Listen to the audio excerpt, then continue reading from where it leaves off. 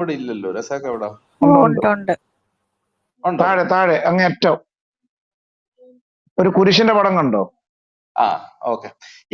ഞാൻ അതിനകത്തോട്ട് ഫോക്കസ് ചെയ്യുന്നില്ല. ഞാൻ ഷാഫിയിലേക്ക് ഫോക്കസ് ചെയ്യുക. ഓക്കെ. റോയ് ബ്രദർ എന്തെങ്കിലും പറയുന്നോ ബ്രദറെ? റോയ് കേൾക്കുന്നോ? ഓക്കെ, റോയ് കേൾക്കുന്നില്ലെന്ന് തോന്നുന്നു. ഓക്കെ, അപ്പൊ നമ്മൾ പറഞ്ഞു നിർത്തിയത് ബ്രദറെ, ഞാനൊന്ന് കൂട്ടിച്ചേർത്തോട്ടെ, ഒരു ചെറിയ ഒരു ഒറ്റ സെക്കൻഡ്. ഇന്ന് രാവിലെ ഒരു ഇതില് ആ കോളേജിലെ കുട്ടികളായിട്ടൊരു സംസാരം ഉണ്ടായിരുന്നു. എന്റെ മൈക്ക് മ്യൂട്ട് അയച്ചേ. അല്ല, ഞാൻ പറയാം. അത് എന്നാന്ന് വെച്ച് കഴിഞ്ഞാൽ കുട്ടികളായിട്ടുള്ള ഒരു സംസാരത്തില് അവര് പറഞ്ഞത്, ഞങ്ങള് അവിടെ പലരും മറ്റേ കഞ്ചാവ് പോലുള്ളത് ഉപയോഗിക്കുന്നുണ്ട്, വേറെ അനാശാസ്യമൊക്കെ നടത്താം. ഞാൻ ചിന്തിക്കുന്നത്, അങ്ങനെയാണെങ്കിൽ ആ കുട്ടികൾ അതിനെതിരെയല്ലേ ആദ്യം സമരം ചെയ്യേണ്ടത്? മാനേജ്മെന്റിന്റെ കുറ്റം പറയുന്ന പറഞ്ഞ പിടികിട്ടിയോ? അതെ, അവര് മാനേജ്മെന്റിന്റെ കുറ്റം പറയുക. അവർക്ക് നിസ്കരിക്കാൻ സ്ഥലം കൊടുക്കാത്തതിന് ഇവര് ഈ പത്രക്കാർ വന്ന് ചോദിച്ചപ്പോഴത്തേക്കും മാനേജ്മെന്റിന്റെ കുറ്റം പറയുന്നത് അവിടെ മയക്കുമരുന്ന് ഉപയോഗിക്കുന്നുണ്ട്, അനാശാസ്യം നടക്കുന്നുണ്ട്, അങ്ങനെയുള്ളവര് ഇതൊന്നും അവര് കാണുന്നില്ല. എന്നാ അതിനെതിരെയല്ലേ ആദ്യം ഈ മാനേജ്മെന്റിനെതിരെ ഇവര് സമരം ചെയ്യേണ്ടത്. അതൊക്കെ വീഡിയോയിലുണ്ട് കേട്ടോ, ഇതെല്ലാം വീഡിയോയിലുള്ളതാ. ഇതൊക്കെ ഞാൻ സേവ് ചെയ്ത് വെച്ചിട്ടുണ്ട്. റോയ് ബ്രദർ മൈക്ക് എടുക്കുവാണോ? റോയ് ബ്രദർ എന്തെങ്കിലും പറയുവാണോ? ഞാൻ ഇത് കേട്ടോണ്ടിരിക്കുകയായിരുന്നു, ഷാഫി നിങ്ങളെല്ലാം ഉള്ള സംസാരം. ഞാനൊരു കാര്യം ഇങ്ങനെ കേൾക്കാവോ? ഞാൻ പറഞ്ഞത് കേൾക്കാവോ? കേൾക്കാം, പക്ഷെ ഇച്ചിരി ക്ലാരിറ്റി കുറവുണ്ട്, ബാക്ക്ഗ്രൗണ്ട് നോയ്സ് ഉണ്ട്. ഓക്കെ. ഞാനിത് കേട്ടപ്പോ ഞങ്ങളുടെ ഇവിടെ ഈ കുറച്ചിടെ മുമ്പ് നടന്ന ഒരു കാര്യം ഒന്ന് പറയണമെന്ന് ഒരു പങ്കുവെക്കാൻ വേണ്ടി ഞാൻ വിളിച്ചത്. നിങ്ങൾക്കൊക്കെ ചിലപ്പോൾ അറിയായിരിക്കും. ഞാനിപ്പോ ഇംഗ്ലണ്ടിലാണ്. അപ്പൊ ഞങ്ങളുടെ ഇവിടെ ഒരു സ്കൂളിൽ ഇതുപോലെ തന്നെ ഒരു സംഭവം കുറച്ചു നാൾ മുമ്പ് ഉണ്ടായി. അപ്പം ആ സ്കൂളിലെല്ലാം മിക്കവാറും പിള്ളേർ പഠിക്കാൻ വരുന്ന എല്ലാം ഈ അഭയാർത്ഥികളായിട്ടുള്ള പിള്ളേർ കൂടുതലുണ്ടായിരുന്നു അവിടെ. അപ്പൊ അങ്ങനെ വന്നപ്പോൾ കുറെ ദിവസങ്ങൾ കഴിഞ്ഞപ്പോൾ പല ക്ലാസ്സുകളിൽ നിന്നും പിള്ളേർ ഇങ്ങനെ മിസ്സാവുന്നു, പിള്ളേരെ കാണുന്നില്ല, ചില അവറുകളിൽ പിള്ളേരെ കാണുന്നില്ല. അങ്ങനെ എൻക്വയറി ചെയ്തപ്പോഴേക്കുന്ന ഈ പിള്ളേരെല്ലാരും ഒരു ഗ്രൗണ്ടിൽ ഒരു ഭാഗത്ത് വന്നിട്ട് ഈ പ്രത്യേക നിസ്കാരത്തിന്റെ സമയമാകുമ്പോൾ ഇവരെല്ലാവരും ഒരുമിച്ച് വന്നിട്ട് നിസ്കരിക്കുന്നതായിട്ട് ഇങ്ങനെ അവിടുത്തെ ഹെഡ് ടീച്ചർ കണ്ടെത്തി. അത് ഇഷ്യൂ ആയി. ഇഷ്യൂ ആയപ്പം ആദ്യം ഇവര് ഒറ്റയ്ക്ക് പോയിട്ട് 1-2 പെൺപിള്ളേർ മാത്രം പോയിട്ട് ഇങ്ങനെ ഇത് സംസാരിക്കുകയും അത് ഇങ്ങനെ പ്രേരണ പോവുകയും, അത് കഴിഞ്ഞ് പിന്നെ ഇവർ ഗ്യാങ്ങായിട്ട് പോകാൻ തുടങ്ങി.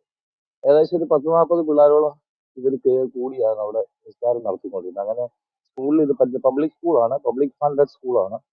അപ്പൊ അത് പറ്റത്തില്ല എന്ന് അങ്ങനെ ഹെഡ് ടീച്ചർ പറഞ്ഞു. അത് വിഷയമായി. ഇത് അപ്പം നമ്മളെല്ലാം നോർമലി വിചാരിക്കും പിള്ളേർ തന്നെ ചെയ്തതാണ്. അപ്പൊ ഇത് വിഷയമായി കഴിഞ്ഞപ്പോഴേക്കും ഇതിന്റെ പുറകെ ഒരുപാട് ആൾക്കാരായി, അത് കേസായി, കോടതിയിൽ ചെന്നു. അപ്പൊ ഈ സമയത്ത് ഇവര് ഈ സ്കൂളിന്റെ വരാന്തയിൽ കൂടെ ഇവരിങ്ങനെ അറബിയില് ഈ വാക്യങ്ങളൊക്കെ ഉദ്ധരിച്ചുകൊണ്ട് ഈ ഇംഗ്ലീഷുകാർ പിള്ളേരുടെ ഇടയ്ക്കൂടി ഇങ്ങനെ നടക്കുകയും ഈ ബുർക്ക ഇട്ടുകൊണ്ട്, മൊത്തം മൂടിയുള്ള ബുർക്ക ഇട്ടുകൊണ്ട് നടക്കുകയും, അത് വലിയ വിഷയമായി. അങ്ങനെ കോടതിയിൽ ചെന്ന് കഴിഞ്ഞപ്പോൾ കോടതി അവിടെ വിധിച്ചതെന്ന് പറഞ്ഞു കഴിഞ്ഞാൽ, ഇത് പബ്ലിക് സ്കൂളാണ്, നിങ്ങൾക്ക് നിസ്കരിക്കണമെങ്കിലോ പ്രാർത്ഥിക്കണമെന്നുണ്ടെങ്കിലോ നിങ്ങളുടേതായ സ്ഥലങ്ങളിൽ പോവുക, സ്കൂളിൽ പറ്റത്തില്ല എന്ന് പറഞ്ഞ് കോടതി അതിനൊരു വിധി പറയുകയൊക്കെ ചെയ്തായിരുന്നു. അപ്പം അതേപോലെ തന്നെ ഒരു സംഭവമാണ് ഇപ്പൊ നിർമ്മല കോളേജിൽ സംഭവിച്ചേക്കുന്നത്. അപ്പം നമ്മള് എന്താ പറയുന്നത്, അതില് ചില പിള്ളേർ, ഇപ്പൊ ഞാൻ ഏഷ്യാനെറ്റ് ന്യൂസ് കണ്ടപ്പോൾ പറഞ്ഞു അത് 1-2 പിള്ളേർക്ക് തോന്നിയ ഒരു തോന്നലാണെന്ന് പറഞ്ഞു. അങ്ങനെ ഒരു തോന്നിയ തോന്നലല്ല. ഇംഗ്ലണ്ടില് ഈ വിഷയം വന്നപ്പോഴേക്കും അവർക്ക് കേസ് കൊടുക്കാനും ഫണ്ട് കൊടുക്കാനും ഒക്കെ ആൾക്കാർ ഇഷ്ടംപോലെ ഉണ്ടായിരുന്നു, കേസ് നടത്താനൊക്കെ. അപ്പം ഇതൊരു നിഷ്കളങ്കരമായിട്ടുള്ള ഒരു പ്രശ്നമാണെന്ന് നമ്മൾ കരുതുന്നത് തെറ്റാണ്. ഇപ്പൊ ഇത് എനിക്ക് നേരിട്ട് അറിയാവുന്നതാണ്. എനിക്ക് തോന്നുന്നു നേരത്തെ ആരോ നമ്മുടെ ക്ലബ് ഹൗസിൽ അച്ഛൻ ഇത് സംസാരിച്ചതായിട്ടും എനിക്ക് തോന്നിയിട്ടുണ്ട്. അപ്പം ഇതെല്ലാം കൂട്ടി വായിച്ചു കഴിഞ്ഞു കഴിഞ്ഞാൽ ഇതൊക്കെ ഒരു അജണ്ടയുടെ ഭാഗമായിട്ട് തന്നെ വരുന്നതാണ്. അല്ലെങ്കിൽ ഇവിടെ വന്ന് നിസ്കരിക്കാൻ വരുന്ന പിള്ളേർക്കുള്ള സകല ചെലവും സ്കൂളിന്റെ ഫീസും എല്ലാം ഗവൺമെന്റാണ്. ഞങ്ങളുടെയൊക്കെ എല്ലാവരുടെയും ടാക്സിന്റെ പൈസ കൊണ്ട് അവര് ഇവിടെ എല്ലാവിധ സൗകര്യങ്ങളും ഒപ്പിച്ചു കൊടുക്കുന്നുണ്ട്. എന്നിട്ടാണ് അവർക്ക് സ്കൂളിൽ ഇങ്ങനത്തെ ഇത് വേണം, അവർക്ക് മസ്ജിദ് വേണമെന്ന് പറഞ്ഞ ഈ പെൺപിള്ളേരെല്ലാം കൂടി, കൊച്ചു പിള്ളേർ എല്ലാവരും കൂടി ബഹളം വെച്ചത്. അപ്പൊ അങ്ങനെ തന്നെയാണ് ഇവർ പതുക്കെ പതുക്കെ ഓരോ കാര്യങ്ങൾ ചെയ്യുന്നത്. അതൊന്ന് മനസ്സിലാക്കണമെന്ന് ഇത് കേട്ടപ്പോ എനിക്കൊന്ന് പറയണമെന്ന് തോന്നി.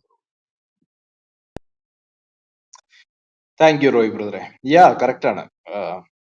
ഞാൻ ഇതേപോലെയുള്ള ഇൻസിഡൻസ് ഞാനും കണ്ടിട്ടുണ്ട്. കുറച്ചു മുമ്പ് ഞാനൊരു ഓഡിയോ പ്ലേ ചെയ്തിരുന്നു. കോഴിക്കോട് എന്നുള്ളൊരു ഉസ്താദ് പറയുന്ന ഒരു ഓഡിയോ ഞാൻ ഓൾറെഡി പ്ലേ ചെയ്തതാണ്. അത് ഇതേപോലെയുള്ള അജണ്ടാസ് പല സ്ഥലങ്ങളിലും വർക്കൗട്ട് ആവുന്നുണ്ട്. Yes, that's there. Okay, so ഞാൻ തിരിച്ച് വിഷയത്തിലേക്ക് പോവാ. ഷാഫി കേൾക്കാൻ പറ്റുമെന്ന് ചിന്തിക്കുന്നു. അപ്പൊ നമ്മൾ ഇതുവരെ നോക്കി വന്നത് ഇത്രയേ ഉള്ളായിരുന്നു. ഖുറാൻ കൺഫേം ചെയ്യുന്നതാണ്, അല്ലെങ്കിൽ തൗറാത്തും ഇഞ്ചീലും ശരിയാണ് എന്ന് പറയുന്നുണ്ട്. അത് തിരുത്തപ്പെട്ടു എന്ന് പറയുന്നില്ല. താങ്കൾ ഖുറാൻ പറയുന്നത് പോലെ തന്നെയാണ് വിശ്വസിക്കുന്നത് എന്നും താങ്കൾ പറഞ്ഞു. അതായത് അള്ളാഹുവിന്റെ വചനങ്ങൾക്ക് ആർക്കും ഭേദഗതി വരുത്താൻ പറ്റത്തില്ല. അങ്ങനെയാണെങ്കിൽ ഖുറാനും തൗറാത്തും ഇഞ്ചീലും അള്ളാഹുവിന്റെ വചനമാണ് എന്ന് താങ്കൾ വിശ്വസിക്കുന്നുണ്ട്. അള്ളാഹുവിന്റെ വചനങ്ങൾക്ക് ആർക്കും ഭേദഗതി വരുത്താനായിട്ട് സാധിക്കുകയില്ല എന്നുള്ള കാര്യങ്ങളും താങ്കൾ പറഞ്ഞു. അപ്പോൾ ഇതിനകത്ത് ഇപ്പോ തൗറാത്തും ഇഞ്ചീലും ശരിയാണ്, അത് തിരുത്തപ്പെട്ടിട്ടില്ല എന്ന് പറയുമ്പോൾ നമ്മൾ പിന്നെ നെക്സ്റ്റ് പോയിന്റിലോട്ട് കയറാൻ പോകുന്നത് കഴിഞ്ഞ പ്രാവശ്യം നമ്മൾ സംസാരിച്ചത് അനുസരിച്ച്, അതായത് ഖുറാനിൽ പല വിഷയങ്ങളും അതിന്റെ ഷോർട്ടസ്റ്റ് ഫോമിലേ ഉള്ളൂ, ചെറിയ രീതിയിലേ ഉള്ളൂ. എന്നാൽ തൗറാത്തിൽ അത് ദീർഘമായിട്ട് തന്നെ അല്ലെങ്കിൽ വിസ്തൃതമായിട്ട് തന്നെ പല കാര്യങ്ങളും പല കഥകളും പല ഡീറ്റെയിൽസ് ഉൾപ്പെടുത്തി അത് കൊടുത്തിട്ടുണ്ട്. അപ്പോ വിസ്തൃതമായിട്ട് കൊടുത്തിരിക്കുന്നതിൽ നിന്ന് ചുരുക്കി മാത്രമാണ് അല്ലെങ്കിൽ ഒരു സൂചന മാത്രമാണ് ഖുറാനിലുള്ളത് എന്നുള്ളത് നമുക്ക് അംഗീകരിക്കുന്നതിന് കുഴപ്പമൊന്നുമില്ല. അത് അങ്ങനെ ആണ് അത് നിങ്ങൾ മനസ്സിലാക്കുന്നതെങ്കിൽ അതിന് തെറ്റൊന്നുമില്ല. അത് അംഗീകരിക്കുന്നതിൽ എനിക്കും കുഴപ്പമില്ല. കാരണം വെച്ചാൽ തൗറാത്തും അല്ലെങ്കിൽ ഇഞ്ചീൽ എല്ലാം കൂടെ എന്ന് പറഞ്ഞൊരു വലിയ പുസ്തകമാണ്. ഖുറാൻ കമ്പാരിറ്റീവ്ലി ചെറുതാണ്. അപ്പൊ അതിനകത്തുള്ള എല്ലാ ഡീറ്റെയിലും അതുപോലെ തന്നെ ഇതിനകത്തോട്ട് എഴുതുക എന്ന് പറഞ്ഞു കഴിഞ്ഞാൽ പ്ലസ് ഖുറാന്റെ ഒരു ഇത് വരുമ്പോഴത്തേക്കും അതൊരു വലിയ ഒരു പുസ്തകമായിട്ട് മാറും. എന്റെ വിഷയം അവിടെയല്ല. ഖുറാൻ തൗറാത്ത് ശരിയാണ് എന്ന് പറയുകയും അത് ആർക്കും തിരുത്താൻ പറ്റുകയില്ല എന്ന് ഖുറാൻ വാദിക്കുകയും ചെയ്യുകയും തൗറാത്തിൽ എഴുതിയിരിക്കുന്നത് ഖുറാനിൽ തെറ്റായി കാണപ്പെടുകയും ചെയ്യുമ്പോൾ ഖുറാൻ നാച്ചുറലി അല്ലെങ്കിൽ ഖുറാൻ തൗറാത്ത് ശരിയാണ് എന്ന് പറയുന്നത് കൊണ്ട് ഖുറാൻ തൗറാത്തിൽ നിന്ന് വ്യത്യസ്തമായിട്ട് അല്ലെങ്കിൽ തെറ്റായിട്ട് തൗറാത്തിലെ കഥകൾ ഇതിൽ കാണുന്നത് കൊണ്ട് നമുക്ക് ഏതെങ്കിലും ഒന്നേ എടുക്കാൻ പറ്റത്തുള്ളൂ. ഒന്നുകിൽ തൗറാത്തിൽ പറഞ്ഞത് ശരി, അതല്ലെങ്കിൽ ഖുറാനിൽ പറഞ്ഞത് ശരി. ഇതിലേതെങ്കിലും ഒന്നേ എടുക്കാൻ പറ്റത്തുള്ളൂ. രണ്ടും കൂടെ എടുക്കാൻ പറ്റത്തില്ല.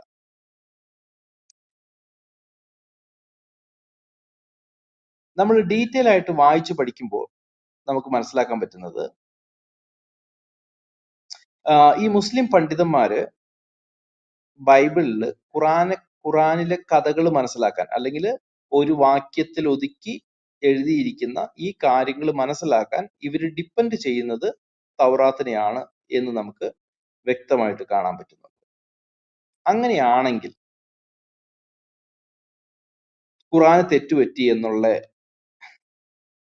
ആ ഒരു കണ്ടെത്തലിന് താങ്കൾക്ക് എങ്ങനെയാണ് ഡിഫെൻഡ് ചെയ്യാൻ പറ്റുന്നത് ഷാഫി ബ്രദറെ? അതായത് ഞാനിവിടെ പറഞ്ഞില്ല, തൗറാത്ത് ഇഞ്ചീൽ എന്ന് പറയുന്നത് മൂസാ നബിക്കും ഈസാ നബിക്കും ഇറക്കപ്പെട്ട ഗ്രന്ഥമാണെന്ന് ഞാൻ പറഞ്ഞു. അതായത് അള്ളാഹു നേരിട്ട് അവർക്ക് കൊടുത്തത് അല്ലെങ്കിൽ വഹീ മുഖേന കൊടുത്തതെന്നാണ് പറയുന്നത്. പക്ഷെ താങ്കൾ വായിക്കുന്ന അല്ലെങ്കിൽ താങ്കളുടെ കയ്യിലിരിക്കുന്ന നമ്മളെ ഇവിടെ അഭിപ്രായ വ്യത്യാസം വരുന്നത് എവിടെയാണെന്ന് വെച്ചാൽ, ഇപ്പോൾ ഈ ആധുനിക കാലഘട്ടത്തിൽ ഇരിക്കുന്ന നിങ്ങളുടെ കയ്യിലിരിക്കുന്ന ഗ്രന്ഥത്തിൽ കൈകടത്തലുകൾ സംഭവിച്ചിട്ടുണ്ട്. ഞാൻ നേരത്തെ പറഞ്ഞതുപോലെ മാനുഷികമായ വചനങ്ങൾ കടന്നു വന്നിട്ടുണ്ട് എന്നാണ് ഖുർആന്റെ വാദം. അത് തന്നെയാണ് ഞാനും പറയുന്നത്. അതായത് 5000 വർഷങ്ങൾക്ക് മുൻപ് മൂസാ നബിക്ക് കൊടുത്ത അതേ പോസ്റ്റിലല്ല അല്ലെങ്കിൽ അതേ ഇതിലല്ല നിങ്ങളുടെ ഈ ആധുനിക കാലഘട്ടത്തിലുള്ള ഇഞ്ചിയിലും അല്ലെങ്കിൽ പഴയ നിയമം എന്ന് പറയുന്നതും പുതിയ നിയമം എന്ന് പറയുന്ന ബൈബിളും നിങ്ങളുടെ കയ്യിലിരിക്കുന്നത്. നിങ്ങൾക്കും അറിയാം, അപ്പൊ അതില് മാനുഷികമായ ലേഖനങ്ങൾ എഴുതപ്പെട്ടിട്ടുണ്ട്. ഇപ്പൊ ഉദാഹരണമാണ് അപ്പോസ്തലന്മാര്, 12 അപ്പോസ്തലന്മാരുടെ ഗ്രന്ഥമാണ് ബൈബിൾ എന്ന് പറയേണ്ടി വരും. അപ്പൊ ആ ഗ്രന്ഥം എന്താണ്? ഈസാ നബിക്ക് ഖുർആന്റെ ഇത് അനുസരിച്ച് ഈസാ നബിക്ക് അള്ളാഹു കൊടുത്ത വഹിയല്ലല്ലോ. അപ്പൊ അങ്ങനെയുള്ള മാറ്റങ്ങൾ ഇന്നത്തെ ആധുനികമായ നിങ്ങളുടെ കയ്യിലിരിക്കുന്ന ഗ്രന്ഥങ്ങൾ വന്നത് കൊണ്ടാണ് ഇതൊന്നും എന്താണ് ഇസ്ലാമിക ലോകത്ത് ഇതൊന്നും എന്താണ് വിശ്വസനീയമല്ലാതായത്. മനസ്സിലായോ? അല്ലാതെ ഖുർആൻ പറയുന്ന ദൈവികമായ ഗ്രന്ഥമുണ്ടല്ലോ, അതായത് വേദഗ്രന്ഥം എന്ന് പറയുന്നത് ഏതാണ്? മൂസാ നബിയുടെ അദ്ദേഹത്തിന് കൊടുത്ത ഗ്രന്ഥം, അള്ളാഹു സുബ്ഹാനഹു വ തആല ഇറക്കി കൊടുത്ത ഗ്രന്ഥം, അല്ലെങ്കിൽ ഈസാ നബിക്ക് കൊടുത്ത ഗ്രന്ഥം, അത് അപ്പടി അതേ ലെവലിൽ നിന്നില്ല എന്നുള്ളതാണ് വാദം. അപ്പൊ ഇന്ന് കാണുന്ന ഒരു രീതിയിൽ നമുക്ക് അതിൽ എത്രയോ മാറ്റങ്ങൾ വരുത്തി വന്നിട്ടുണ്ടാകും. മനുഷ്യന്റെ ഒക്കെ നിർമ്മിതങ്ങൾ വന്നിട്ടുണ്ടാവും. അവന്റെ കൈകടത്തിലുകൊണ്ട് അവന്റെ മനസ്സിൽ എഴുതിയത് എത്രയോ കാര്യങ്ങൾ ഇതിലെല്ലാം കടന്നു വന്നിട്ടുണ്ട്. അപ്പൊ ഇതാണ് ഇവിടെ മിസ്മാച്ച് ആയിട്ട് ഖുർആൻ കാണിക്കുന്നത്.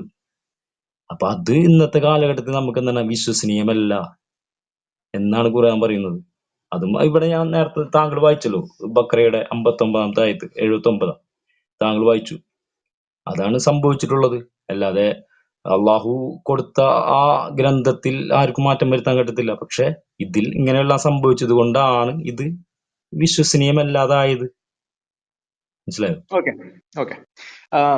ഇതുകൊണ്ടാണ് ഞാൻ താങ്കളോട് ചോദിച്ചത്, ആദ്യം ചോദിച്ചിരുന്നേ, ഷാഫി ബ്രദർ ഖുറാൻ അതായത് അറബിയിൽ ഓതുന്നു എന്നുള്ളത് എനിക്കറിയാം, പക്ഷെ അത് അർത്ഥം മനസ്സിലാക്കി താങ്കൾ വായിക്കാൻ ശ്രമിച്ചിട്ടുണ്ടോ എന്ന് ഞാൻ ചോദിക്കാൻ കാരണം ഖുറാൻ പറയുന്നത്, ഷാഫി നിങ്ങൾ വിശ്വസിക്കുമല്ലോ എന്ന് എനിക്കറിയത്തില്ല, 7-ാം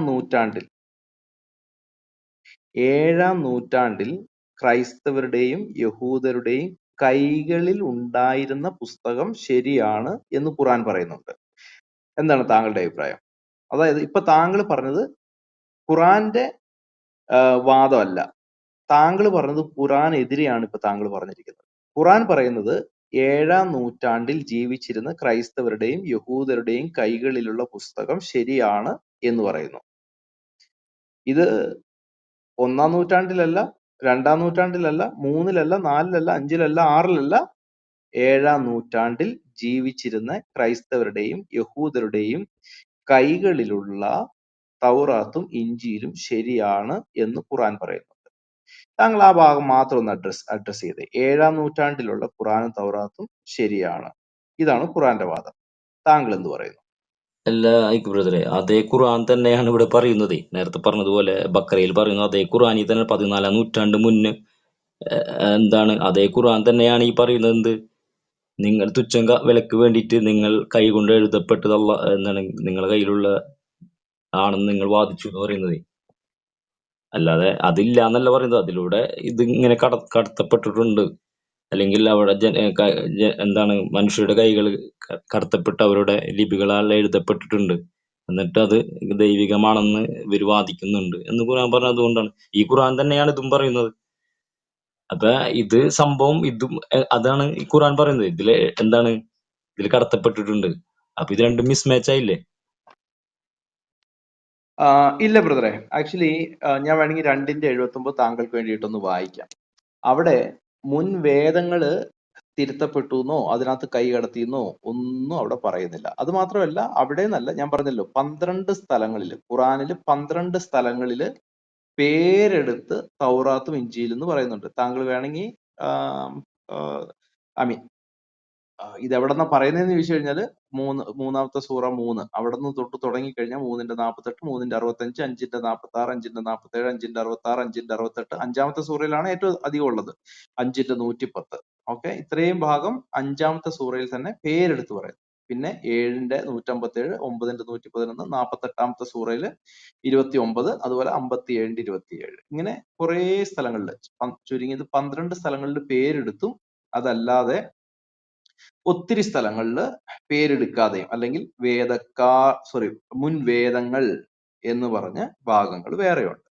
ഇവിടെ എവിടെയും ഒരു സ്ഥലത്ത് പോലും മുൻ വേദങ്ങളായ തൗറാത്തിനും ഇഞ്ചീലിനും എന്തെങ്കിലും കുഴപ്പം വന്നു ഭവിച്ചു എന്ന് പറയുന്നില്ല. 1.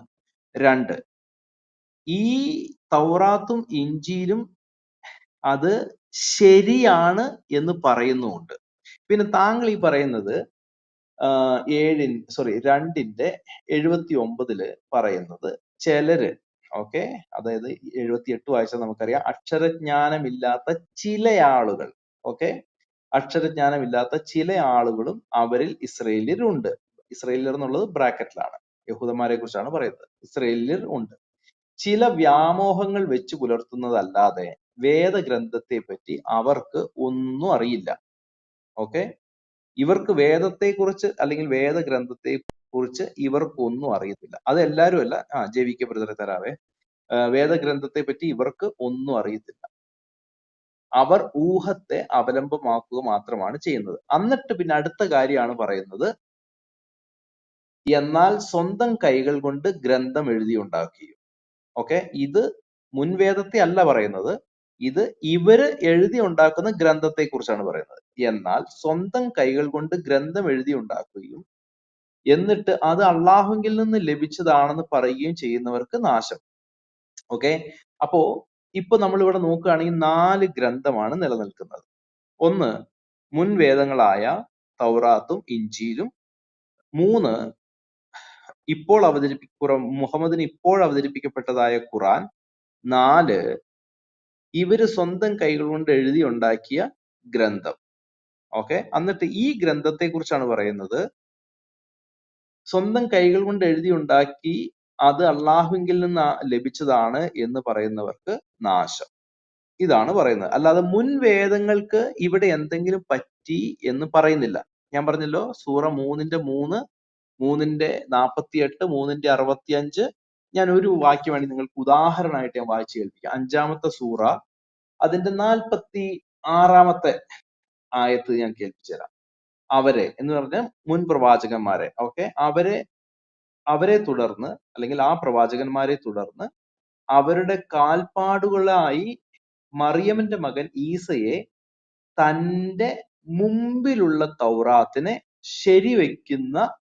ശരിവെക്കുന്നവനായി നാം നിയോഗിച്ചു. അപ്പോ ഇവിടെ പറയുന്നുണ്ടോ, ഈസയുടെ മുമ്പിലുള്ള അല്ലെങ്കിൽ അവരുടെ പക്കലുള്ള അവരുടെ കൈകളിലുള്ള തൗറാത്തിനെ ശരിവെക്കുന്നത്. അപ്പൊ ഇത് ഇവരുടെ കൈകളിലുള്ളതിനെ ശരിവെക്കുന്നതാണ്. വേറൊരു ഉദാഹരണം കാണിച്ചു തന്നു കഴിഞ്ഞാല്, 5-ാമത്തെ സൂറ 48-ാമത്തെ ആയത്തിൽ പറയുന്നത് എന്താണ്? നബിയെ, നിനക്കിതാ സത്യപ്രകാരം വേദഗ്രന്ഥം അവതരിപ്പിച്ചു തന്നിരിക്കുന്നു. ഇത് എപ്പോഴാണ് അവതരിപ്പിച്ചു വരുന്നത്? 7-ാം നൂറ്റാണ്ടിലാണ്, അല്ലെങ്കിൽ മുഹമ്മദ് ജീവിക്കുന്ന കാലത്താണ്. മുഹമ്മദിന്റെ ജീവിതകാലം 7-ാം നൂറ്റാണ്ടിലാണല്ലോ, 632 ആ കാലഘട്ടങ്ങളിലാണല്ലോ. അപ്പൊ ഈ 7-ാം നൂറ്റാണ്ടിൽ ജീവിക്കുന്ന മുഹമ്മദിന് ഖുറാൻ അവതരിച്ച് കിട്ടുമ്പോൾ ഒരു കാര്യം പറയുകയാണ്, നബിയെ, നിനക്കിതാ സത്യപ്രകാരം വേദഗ്രന്ഥം അവതരിപ്പിച്ച് തന്നിരിക്കുന്നു. ഇത് ഖുറാനെ കുറിച്ചാണ് പറയുന്നത്. അതിന്റെ മുമ്പിലുള്ള വേദഗ്രന്ഥങ്ങളെ, ഇത് ഏതിനെ കുറിച്ചാണ് പറയുന്നത്? ഇത് തൗറാത്തിനെ കുറിച്ചും ഇഞ്ചീലിനെ കുറിച്ചുമാണ് പറയുന്നത്. ഓക്കെ, അതിന്റെ മുമ്പിലുള്ള വേദഗ്രന്ഥങ്ങളെ ശരിവെക്കുന്നതും അവയെ കാത്തു രക്ഷിക്കുന്നതും അത്രേ അത്. ഇനി ഈ ശരിവെച്ചതുമായ അല്ലെങ്കിൽ ഈ കാത്തു രക്ഷിക്കപ്പെടുന്നതുമായ മുൻ വേദഗ്രന്ഥങ്ങൾ എന്ന് പറയുന്നത് ഇവരുടെ പക്കലുണ്ടോ? ഇവരുടെ പക്കലുണ്ട്. അങ്ങനെ തന്നെ പറയുന്നുണ്ട്. ഇപ്പൊ നമ്മള് സൂറ 2:101 വായിച്ചു കഴിഞ്ഞാല് അവിടെ നമുക്ക് കാണാൻ പറ്റുന്ന എന്താണെന്ന് വെച്ച് കഴിഞ്ഞാൽ, ഇത് എന്തെങ്കിലും ഉണ്ടായിരുന്ന ഒരു പുസ്തകം ആയിരുന്നു, പിന്നീട് നഷ്ടപ്പെട്ടു, പിന്നീട് കൈകടത്തി, ഇങ്ങനെയൊന്നും അല്ല പറയുന്നത്. ഞാനത് നിങ്ങൾക്ക് വായിച്ച് കേൾപ്പിച്ചു തരാം. 2:101 പറയുന്നത് ഇങ്ങനെയാണ്: അവരുടെ പക്കലുള്ള വേദത്തെ ശരിവെച്ചുകൊണ്ട്, എന്ന് പറഞ്ഞാൽ അവരുടെ കൈകളിലുള്ള വേദത്തെ ശരിവെച്ചുകൊണ്ട് അള്ളാഹു ഒരു ദൂതനെ അവരുടെ അടുത്ത് ചെന്നപ്പോൾ ആ വേദക്കാരിൽ ഒരു വിഭാഗം അള്ളാഹുവിന്റെ ഗ്രന്ഥത്തെ യാതൊരു പരിചയമില്ലാത്തവരെ പോലെ പുറകോട്ട് വലിച്ചെറിയുകയാണ് ചെയ്തത്. വലമജാഹും റസൂലൻ മിൻ ഇന്ദില്ലാഹി മുസദ്ദിഖുൻ ലിമാഹും നബദ ഫരീഖുൻ മിനല്ലദീന ഊതുൽ കിതാബ്. ഈ ഊതുൽ കിതാബല്ലാഹി വറാ ദുഹൂരിഹിം കഅന്നഹും ലാ യഅലമൂൻ.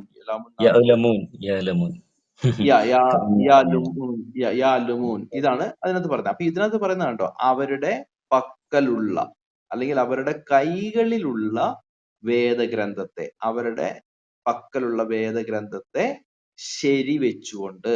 അപ്പോ ഇവിടെ പറയുന്നത് 3 കാര്യങ്ങളാണ് പറയുന്നത്. 1, അവർ. ആരാണ് ഈ അവർ? മുൻവേദക്കാർ. 2, അവരുടെ പക്കൽ അല്ലെങ്കിൽ അവരുടെ കൈകളിൽ എന്തുണ്ട്? അവരുടെ കൈകളിൽ വേദഗ്രന്ഥമുണ്ട്. 3, അതിന്റെ സ്ഥിതി എന്താണ്? അടുത്തത് പറയുന്നത് ശരിവെച്ചുകൊണ്ട്. അപ്പോ അവരുടെ അല്ലെങ്കിൽ മുൻവേദക്കാരുടെ 2 കൈകളിൽ, 3 ശരിയായ വേദഗ്രന്ഥമുണ്ട്. ഇതാണ് ഇവിടെ ഖുർആൻ പറയുന്നത്. പറഞ്ഞ മനസ്സിലാവുന്നുണ്ടോ? അപ്പൊ പിന്നെ താങ്കൾക്ക് ഒരിക്കലും പറയാൻ പറ്റത്തില്ല ഇത് തിരുത്തപ്പെട്ടു, ഇത് മാറ്റപ്പെട്ടു എന്ന് പറയാൻ പറ്റത്തില്ല. അതുകൊണ്ടാണ് ഞാൻ പറഞ്ഞത്, നിങ്ങളിപ്പോ ഷാഫി ഇപ്പൊ പറഞ്ഞ വാദം ഖുർആനില്ല. ഇത് മുസ്ലിങ്ങൾ ഇങ്ങനെ വാദിക്കുന്നുണ്ട്, അത് ഞങ്ങൾക്കറിയാം. അല്ല പക്ഷെ ബ്രദറെ, ഖുർആനില് ഇങ്ങനെ വാദമില്ല. ഞാൻ തിരുത്തപ്പെട്ടു എന്ന് പറഞ്ഞിട്ടില്ല. ഞാൻ നേരത്തെയും പറഞ്ഞത് തിരുത്തപ്പെട്ടു എന്ന് ഞാൻ പറഞ്ഞിട്ടില്ലല്ലോ. താങ്കൾ ചോദിച്ചു തിരുത്തപ്പെട്ടു എന്ന്. നമ്മളാ ഈ വാദം കോളേജിലെ കാര്യം പറയുന്നതിന് മുന്നേ ഞാൻ പറഞ്ഞു മനസ്സിലായി. വേദങ്ങൾ അല്ല, അത് തിരുത്തപ്പെട്ടു. ഇവരുടെ ഞാൻ കൈകളിലുണ്ടോ? 7-ാം നൂറ്റാണ്ടിലുണ്ടോ ഇത്? അതിലുണ്ടല്ലോ. അതിലെന്താണ് സംഭവിച്ചതെന്ന് ഖുർആൻ തന്നെ പറയുന്നുണ്ട്. അവരുടെ ഞാൻ പക്കൽ നിന്ന് അവര് അതില് വേദത്തിലല്ലാത്തതും അവരെന്ത് ചെയ്തു? എഴുതപ്പെട്ടു. എന്നിട്ട് അവരത് അള്ളാഹുവിൽ നിന്നാണെന്ന് അവർ വാദിച്ചു. അല്ലാതെ ഈ അങ്ങ വേദം അവരുടെ കയ്യിലില്ല എന്ന് പറയുന്നില്ല. ഞാനിപ്പോഴും അങ്ങ നേരത്തെ പറഞ്ഞല്ലോ. ഷാഫി അതവിടെ അങ്ങനെ പറഞ്ഞിട്ടില്ല ബ്രദറെ. അതായത് അതാണ് ഞാൻ പറയുന്നത്. അങ്ങനെ ഖുർആൻ പറയുന്നില്ല. എവിടെ അപ്പൊ അങ്ങനെ പറയുന്ന അതിൽ ഇപ്പൊ അവര് കൂട്ടിച്ചേർത്തു എന്ന് മുൻവേദം എവിടെയാണ് എന്ന് എഴുതിയേക്കുന്നത്? പറയുന്നത് അതല്ല. താങ്കൾ ഇപ്പൊ നേരത്തെ ഒരു വാദം വായിച്ചു വേദത്തിൽ. ഈ വേദം എന്നുകൊണ്ട് വിവക്ഷ തൗറാത്തും ഇഞ്ചിലും സബൂറും തന്നെയാണ്. തീർച്ചയായിട്ടും അതിനു മുന്നേ വേറൊരു പ്രവാചകനും ഈസാ നബിക്കും മൂസാ നബിക്കും ദാവൂദ് നബിക്കും മാത്രമേ അള്ളാഹു വേദം കൊടുത്തിട്ടുള്ളൂ. മുഹമ്മദ് നബിക്ക് മുന്നേ. നമ്മ വേദത്തെ ബ്രദറെ, കുറിച്ച് സംസാരിക്കും. വേറെ ആർക്കാണ് വേദം കൊടുത്തിട്ടുള്ളത്? ഖുർആൻ ഇസ്ലാമിക വിശ്വാസം അനുസരിച്ച് ഈ 3 അമ്പിയാക്കൾക്കല്ലാതെ ആർക്കാണ് പിന്നെ വേദം കൊടുത്തിട്ടുള്ളത്? താങ്കൾ ഒന്ന് പറഞ്ഞുതരും. എനിക്കറിയത്തില്ല. നോ അപ്പൊ പ്രോബ്ലം. വേദം ഇല്ല, എന്ന് പറയുന്നത് ഇഞ്ചിയിലും സബൂറും തൗറാത്തും തന്നെയാണ്. ആ ഷാഫി വേദത്തെ കുറിച്ചാണ് ഖുർആൻ നേരത്തെ പറഞ്ഞതും. അതുകൊണ്ടാണ് ഞാൻ പറയുന്നത് ഈ വേദം തിരുത്തിയെന്ന് എനിക്ക് വാദമില്ല. ഖുർആനും അങ്ങനെ വാദമില്ല. ഒരു മുസൽമാൻ അങ്ങനെ വാദം പാടില്ല. ഈ വെരി ഗുഡ്. വേദഗ്രന്ഥം അങ്ങനില്ല. ഒരിക്കലും വേദം തിരുത്തി എന്ന് പറയില്ല. ആ വേദത്തിൽ എന്ത് സംഭവിച്ചു? പിൽക്കാലത്ത് വന്ന അവരുടെ പണ്ഡിതന്മാർ, യഹൂദ പണ്ഡിതന്മാർ അവരുടെ കൈകൾ കൊണ്ട് എഴുതിപ്പെട്ടത് അത് അള്ളാഹുവിൽ നിന്നാണ് അല്ലെങ്കിൽ ദൈവത്തിൽ നിന്നുള്ളതാണെന്ന് പറഞ്ഞുകൊണ്ട് അവർ വാദിച്ചു, അല്ലെങ്കിൽ അവർ മുൻപോട്ട് വെച്ചു. തീർച്ചയായും അത് ദൈവത്തിൽ നിന്നുള്ളതല്ല എന്നാണ് ഖുർആൻ പറയുന്നത്. അത് ഞാൻ നേരത്തെ സമീക്ഷിച്ചല്ലോ ഇവിടെ. അതുകൊണ്ടാണ് ബ്രദറെ, അതിന് ഞാൻ താങ്കൾക്ക് ഉദാഹരണമായിട്ട് ഞാൻ പറഞ്ഞത്. ഇന്ന് അപ്പോസ്തലന്മാർ എഴുതപ്പെട്ടത് നിങ്ങൾ ബൈബിളാണെന്ന് കൊണ്ടു നടക്കുന്നു. അതെങ്ങനെ ബൈബിൾ? അതെങ്ങനെ ഇഞ്ചിലാവും? അല്ലെങ്കിൽ അല്ല അതെങ്ങനെ എന്റെ ഈസാ നബിക്ക് കൊടുത്ത ഗ്രന്ഥം എങ്ങനെയാവും? മുസൽമാന്റെ കാഴ്ചപ്പാടുള്ളത് ഈസാ നബിക്ക് കൊടുത്ത ഗ്രന്ഥമല്ല.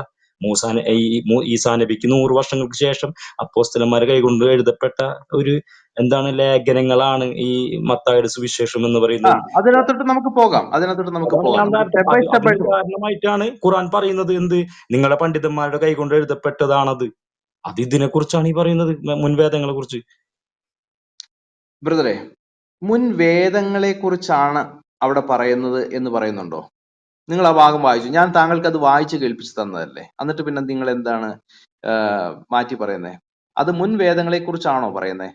ആണെങ്കിൽ ആണെന്ന് പറയൂ, അല്ലെങ്കിൽ അല്ലെന്ന് പറയൂ. വേദങ്ങളെ കുറിച്ച് ഗ്രന്ഥങ്ങൾ അവരെഴുതിയ ഗ്രന്ഥങ്ങളാണെന്ന് വേദങ്ങളിൽ കയറിയിട്ടുള്ളത്. ആ ഗ്രന്ഥങ്ങളെ കുറിച്ച് ഞാൻ ഗ്രന്ഥങ്ങളെ ചോദിച്ചത് കുറിച്ച് ബ്രദറെ, ആ അവര് എഴുതി ഉണ്ടാക്കിയ ഒരു ഗ്രന്ഥത്തെ കുറിച്ച് പറയുന്നുണ്ട്. ഞാൻ ചോദിച്ചേ, അതിനെക്കുറിച്ചേ അല്ല എന്റെ സംസാരം. എന്റെ സംസാരം മുൻ വേദങ്ങൾക്ക് എന്തെങ്കിലും പറ്റിയോ? ഇന്നത്തെ ഗ്രന്ഥങ്ങളില്, നിങ്ങളെ കയ്യിലിരിക്കുന്ന ഗ്രന്ഥങ്ങളിൽ മറ്റുള്ള ഗ്രന്ഥങ്ങൾ കൈകൾ കൊണ്ട് എഴുതപ്പെട്ട വചനങ്ങൾ കയറിപ്പെട്ടിട്ടുണ്ട് എന്നാണ് ഞാൻ പറഞ്ഞത്. അത് മുഹമ്മദിന് ശേഷമാണോ? എക്സാക്ട്ലി. അത് എപ്പോഴാണ് സംഭവിച്ചത്? അതുകൊണ്ടാണ് ഞാൻ പറഞ്ഞത് 7-ാം നൂറ്റാണ്ടിൽ. ഷാഫി ശ്രദ്ധിച്ചില്ല. 7-ാം നൂറ്റാണ്ടിൽ ക്രൈസ്തവരുടെയും യഹൂദരുടെയും കൈകളിലുള്ള ഗ്രന്ഥം ശരിയാണ് എന്ന് ഖുർആൻ പറയുന്നു. കേട്ടോ? അതുകൊണ്ടാണ് ഞാൻ താങ്കൾക്ക് 2-3 ആയത്തുകൾ വായിച്ച് കേൾപ്പിച്ചു തന്നത്. നബിയെ, നിനക്കിതാ സത്യപ്രകാരം വേദഗ്രന്ഥം അവതരിപ്പിച്ചു തന്നിരിക്കുന്നു, അതിന്റെ മുമ്പിലുള്ള വേദഗ്രന്ഥങ്ങളെ ശരിവെക്കുന്നത്. അത് ഞാൻ താങ്കളോട് പറഞ്ഞല്ലോ, അത് ശരിവെക്കുന്നതാണ്. അടുത്തത് 2-ന്റെ 101 ഞാൻ വായിച്ചു. ഏത് ഗ്രന്ഥത്തെയാണോ ശരിവെക്കുന്നത് ആ വേദഗ്രന്ഥം ക്രൈസ്തവരുടെ കൈകളിൽ 7-ാം നൂറ്റാണ്ടിൽ ഉണ്ടായിരുന്നു. ഷാഫിക്ക് മനസ്സിലാവുന്നുണ്ടോ ഖുർആൻ എന്താണ് പറയുന്നതെന്ന്?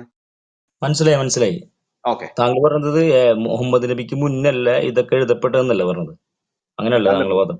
അല്ല ബ്രദറെ, ആ. 7-ാം നൂറ്റാണ്ടിൽ ജീവിക്കുന്ന ക്രൈസ്തവരുടെയും യഹൂദരുടെയും, അതായത് മുഹമ്മദിന്റെ കാലഘട്ടത്തിൽ, മുഹമ്മദിന്റെ കണ്ടംപററീസ് ആയിട്ട് ജീവിക്കുന്ന, മുഹമ്മദ് ജീവിച്ച കാലഘട്ടത്തിൽ ജീവിച്ച ക്രൈസ്തവരുടെയും യഹൂദരുടെയും കൈകളിൽ ഉണ്ടായിരുന്ന പുസ്തകം ശരിയാണ് എന്ന് ഖുറാൻ പറയുന്നു. താങ്കൾക്ക് എന്തെങ്കിലും വ്യത്യസ്ത അഭിപ്രായമുണ്ടോ? അവരുടെ കയ്യിലുണ്ടായിരുന്ന വേദം ശരിയാണ്, തൗറാത്തും ഇഞ്ചീലും ശരിയാണ്.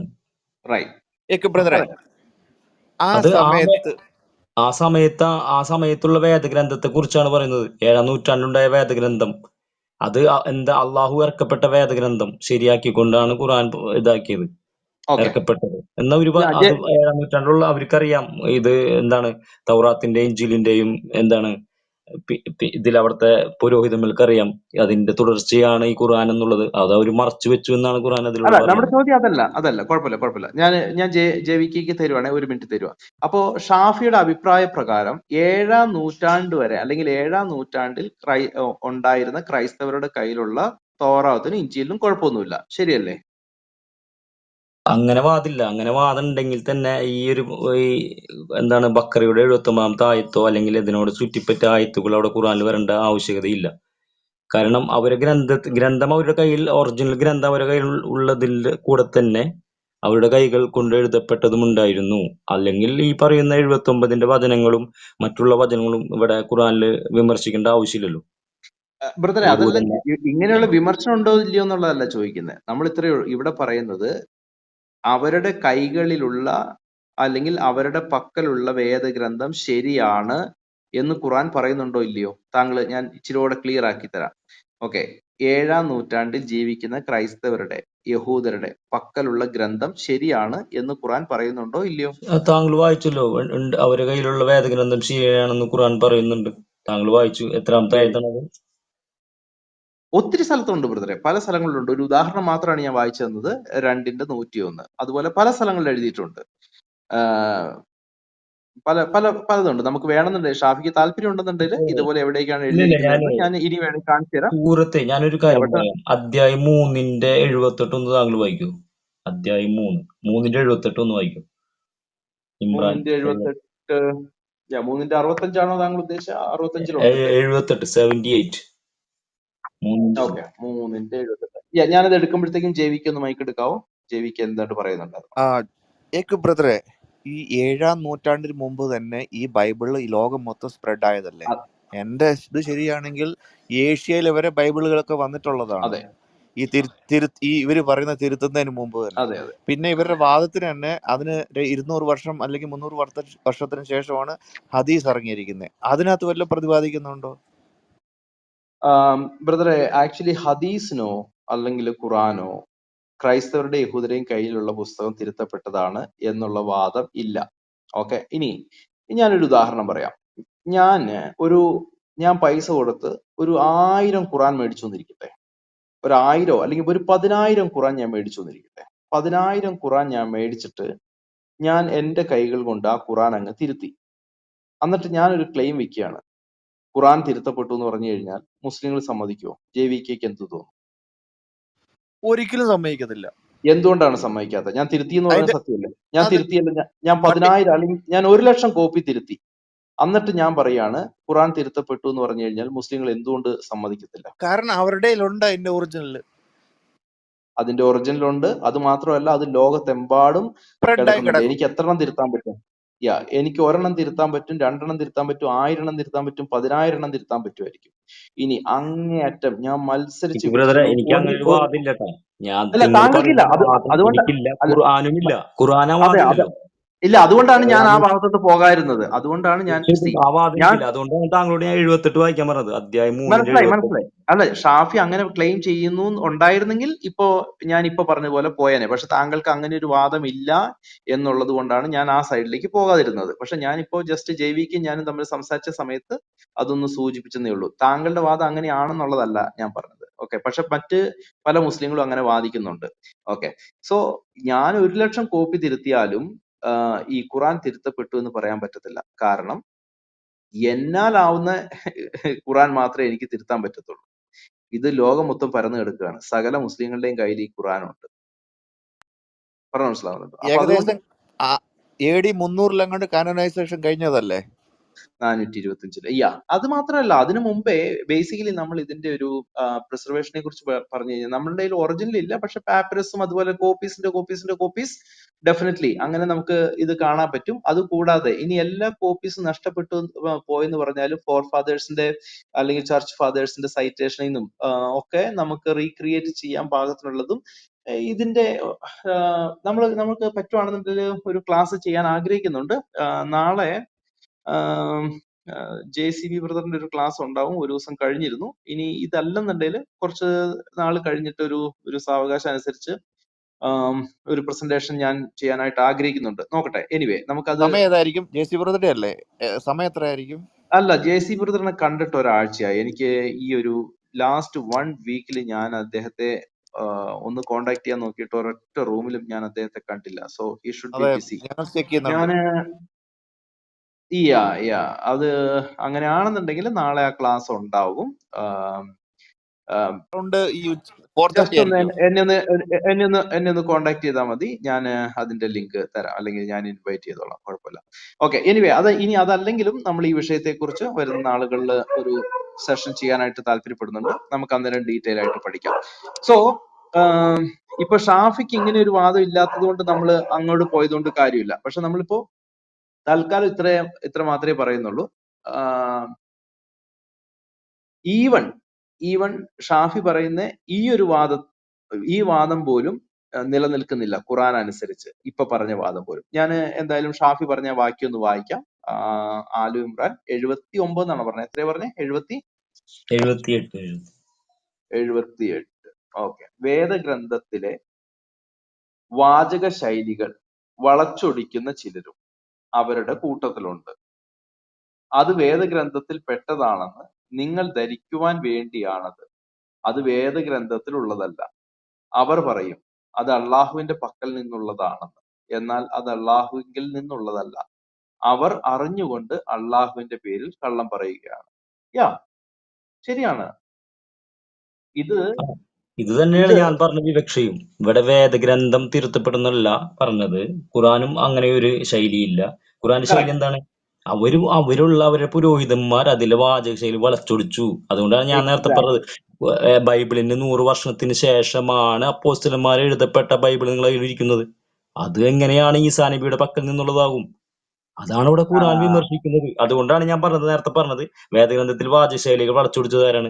പിൽക്കാലത്ത് വന്ന യഹൂദ പണ്ഡിതന്മാരുടെ അവരുടെ കൈകൾ കൊണ്ട് എഴുതപ്പെട്ട് ഇത് ദൈവത്തിൽ നിന്നുള്ളതാണെന്ന് അവർ വാദിച്ചു. ഇതാണ് എന്റെ വാദവും ഖുറാന്റെ വാദവും. ഇതാണ് ഒരു മുസൽമാന്റെ വാദമായിരിക്കേണ്ടതും. ഓക്കെ. ഇതിനെയാണ് ബ്രദറെ പറയുന്നത്. അല്ല, നിങ്ങളൊരു ഊഹം വെച്ച് അങ്ങ് ചേർക്കുകയാണ്. ഖുറാൻ പക്ഷെ ഇങ്ങനെയൊന്നും പറയുന്നില്ല. ഖുറാൻ പറയുന്നത് എന്താണെന്ന് അറിയാമോ? അവരുടെ പക്കൽ എന്താണോ ക്രൈസ്തവരുടെ കൈകളിലുള്ളത്, അല്ലെങ്കിൽ യഹൂദരുടെ കൈകളിൽ എന്താണോ ഉള്ളത്, അത് ശരിയാണ് എന്നാണ് പറയുന്നത്. പറഞ്ഞ മനസ്സിലാവുന്നുണ്ടോ?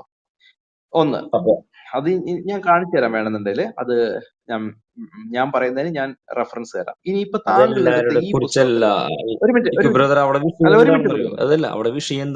അല്ല, ഞാൻ ഇതൊന്ന് പറഞ്ഞു തരട്ടെ. അതാണ് വാചക ശൈലികൾ. അതായത് എല്ലാവർക്കും ആ വാദം ഉണ്ടായിരുന്നില്ല അന്നത്തെ യഹൂദ ക്രൈസ്തവർക്ക്. ബ്രദറെ കേക്ക്, നമുക്ക് നോക്കാമല്ലോ. നമുക്ക് ആ പോയിന്റിൽ നോക്കാം. ഞാൻ ഈ പറഞ്ഞ ഈ വേടുകളൊന്നും ഖുറാനിൽ വരേണ്ടതല്ല, അങ്ങനെ താങ്കൾ ആ വാദം അനുസരിച്ച്. അല്ലെങ്കിൽ ഖുറാനിൽ ഈ പറഞ്ഞ ഞാനിപ്പോ ഈ വായിച്ച 78 ഈ ബക്രയുടെ 79 ഖുറാനിൽ വരേണ്ട, അള്ളാഹുവിന് പറയേണ്ട യാതൊരു ആവശ്യമില്ലല്ലോ. അപ്പൊ ഞാൻ പറഞ്ഞത് എന്താണ്? നമുക്ക് ആ വാക്യം നോക്കാന്നേ പ്ലീസ്, ഒന്ന് സഹകരിക്കും. ഇവിടെ എന്തോ പറയുന്നത്? വേദഗ്രന്ഥത്തിലെ വാചക ശൈലികൾ വളച്ചൊടിക്കുന്ന ചിലരും അവരുടെ കൂട്ടത്തിലുണ്ട്. ഓക്കെ. ഇത് അവരുടെ പ്രവർത്തികളെ കുറിച്ചാണ് പറയുന്നത്, അല്ലാതെ ഈ പുസ്തകത്തെ കുറിച്ചല്ലല്ലോ പറയുന്നത്. ശരിയല്ലേ? വേദഗ്രന്ഥത്തിലെ വചനങ്ങളെ വാചക ശൈലികളെ വളച്ചൊടിക്കുക എന്നാണ് ഉദ്ദേശിച്ചത്. വേദത്തിൽ എന്താണ് വചനം, ആ വചനത്തിന് വേറെ അവരുടെ രീതിയിലായിട്ടുള്ള നിർവചനം നൽകുക. അത് തീർച്ചയായിട്ടും അതെ. അല്ലാതെ വേദഗ്രന്ഥത്തിന് കുഴപ്പമൊന്നുമില്ലല്ലോ. തിരുത്തല് വന്നിട്ടില്ല. വേദഗ്രന്ഥത്തിന് കുഴപ്പമൊന്നുമില്ല. പക്ഷെ ഈ വേദഗ്രന്ഥത്തിലെ വാചക ശൈലികൾ അവർക്ക് വേണ്ടുന്ന വിധം വളച്ചൊടിക്കുന്നു. ശരിയല്ലേ? അതെ അതെ അതെ. ഓക്കെ. അത് ഞാനൊരു ഉദാഹരണം പറയാം. ഇപ്പൊ താങ്കൾ ഒരു ഖുറാൻ ഓൺലി ആണ് എന്ന് ഞാൻ ചിന്തിക്കുന്നില്ല. താങ്കൾ ഹദീസുകളിലൊക്കെ വിശ്വസിക്കുന്ന ഒരു വ്യക്തിയാണെന്ന് ഞാൻ ചിന്തിക്കുന്നു. ഓക്കെ, ഇപ്പൊ ഈ ഖുറാൻ ഓൺലിക്കാര് ഈ ഖുറാൻ വായിച്ചിട്ട് അത് അവരുടേതായ രീതിയിൽ വ്യാഖ്യാനിക്കും. ഓക്കെ, അല്ലെങ്കിൽ അവർക്ക് വേണ്ടുന്നത് പോലെ ഖുറാനെ വളച്ചൊടിക്കും. അത് കണ്ടുകൊണ്ട് ഞാൻ പറയുകയാണ്, ഖുറാൻ തിരുത്തപ്പെട്ടു എന്ന് പറഞ്ഞു കഴിഞ്ഞാൽ നിങ്ങൾ സമ്മതിക്കത്തില്ല. അവരെന്താ ഖുറാൻ അതുപോലെ തന്നെ നിലനിൽക്കുന്നുണ്ട്. പക്ഷെ ഖുറാനിലെ പല ആയത്തുകളും അവർക്ക് സൗകര്യമാകും വിധം അവര് വളച്ചൊടിക്കുകയാണ്. എനിക്കത് സമ്മതിക്കുന്നതിന് യാതൊരു കുഴപ്പമില്ല. ഖുറാൻ തിരുത്തപ്പെട്ടിട്ടൊന്നുമില്ല. പക്ഷെ ഈ ഖുറാൻ ഓൺലിക്കാര് അതെടുത്ത് അവരുടെക്ക് വേണ്ടുന്ന വിധത്തിൽ വളച്ചൊടിച്ച് പറയുന്നു എന്ന് പറയാം. അതല്ലെങ്കിൽ തിരിച്ച് ഉള്ള വാദമാന്നിരിക്കട്ടെ. ഇനിയിപ്പോ അഥവാ താങ്കൾ ഒരു ഖുറാൻ അത് ഓൺലി ആണ്, മാത്രമല്ല ഞാൻ പറഞ്ഞു. ഞാൻ നേരത്തെ പറഞ്ഞ കാര്യങ്ങൾ താങ്കൾ ആ പോയിന്റിലേക്ക് വരുന്നത് പോലില്ല. ഞാൻ പറഞ്ഞു കഴിഞ്ഞു. 100 വർഷങ്ങൾക്ക് ശേഷം അപ്പൊ അതാണ് താങ്കളുടെ അഭിപ്രായം എന്താണത്? അപ്പോസ്തലന്മാർ എഴുതപ്പെട്ട ഗ്രന്ഥത്തെ കുറിച്ച് താങ്കൾക്ക് അഭിപ്രായം എന്താണ്? അത് ഈ അതിനെപ്പറ്റി മുൻപേ മുഹമ്മദ് എന്ത് പറയുന്നു ഒന്ന് ഷാഫി ഒന്ന് പറയണം പ്ലീസ്. അതാണ് അതിനെപ്പറ്റി ഞാൻ മുഹമ്മദ് പറഞ്ഞത്. എന്ത് പറയുന്നു? മുഹമ്മദിലേക്ക് പറഞ്ഞത് അതാണ് ഈ പറഞ്ഞത്. വളച്ചൊടിക്കപ്പെട്ട പുരോഹിതന്മാരുടെ കൈകളാൽ എഴുതപ്പെട്ടെന്ന് ഖുറാൻ പറഞ്ഞത്. ഈ അപ്പോസ്തലന്മാർ എഴുതപ്പെട്ട ഈ 11 ഗ്രന്ഥങ്ങൾ അത് ഈസാ നബിക്ക് നൽകപ്പെട്ടതല്ല എന്നാണ് ഞാനിവിടെ സമർത്ഥിച്ചത്, ഖുറാൻ സമർത്ഥിക്കുന്നത്. അല്ലെങ്കിൽ താങ്കൾ പറയണം ഇത് ഈ പറയുന്ന 11 അപ്പോസ്തലന്മാർ എഴുതിയത് ഈസാ നബിക്ക് ഇറക്കപ്പെട്ട കിതാബാണെന്ന് താങ്കൾ വാദിക്കേണ്ടി വരും. അങ്ങനെ ഒരു വാദം ഇവിടുത്തെ ഒരു ക്രൈസ്തവർക്കില്ലല്ലോ. അതാണ് ഖുറാൻ ബ്രദറെ പറയുന്നതും. എന്താണ് ബ്രദറെ നിങ്ങളെ പണ്ഡിതന്മാരെ കൈകൊണ്ട് എഴുതപ്പെട്ട് അത് എന്താണ് ദൈവത്തിൽ നിന്നുള്ളതാണെന്ന് അവർ പറയപ്പെട്ടു എന്ന് പറയുന്നത് ഈ ഒരു അവസ്ഥയാണ് ഇവിടെ സൂചിപ്പിക്കുന്നത്. മനസ്സിലായോ? ഷാഫി, ഞാനൊരു കാര്യം ചോദിക്കട്ടെ. 7-ാം നൂറ്റാണ്ടിൽ ക്രൈസ്തവരുടെ കയ്യിലുള്ള പുസ്തകം ശരിയാണെന്ന് ഖുറാൻ പറയുന്നത് നിങ്ങൾ വിശ്വസിക്കുന്നുണ്ടല്ലോ?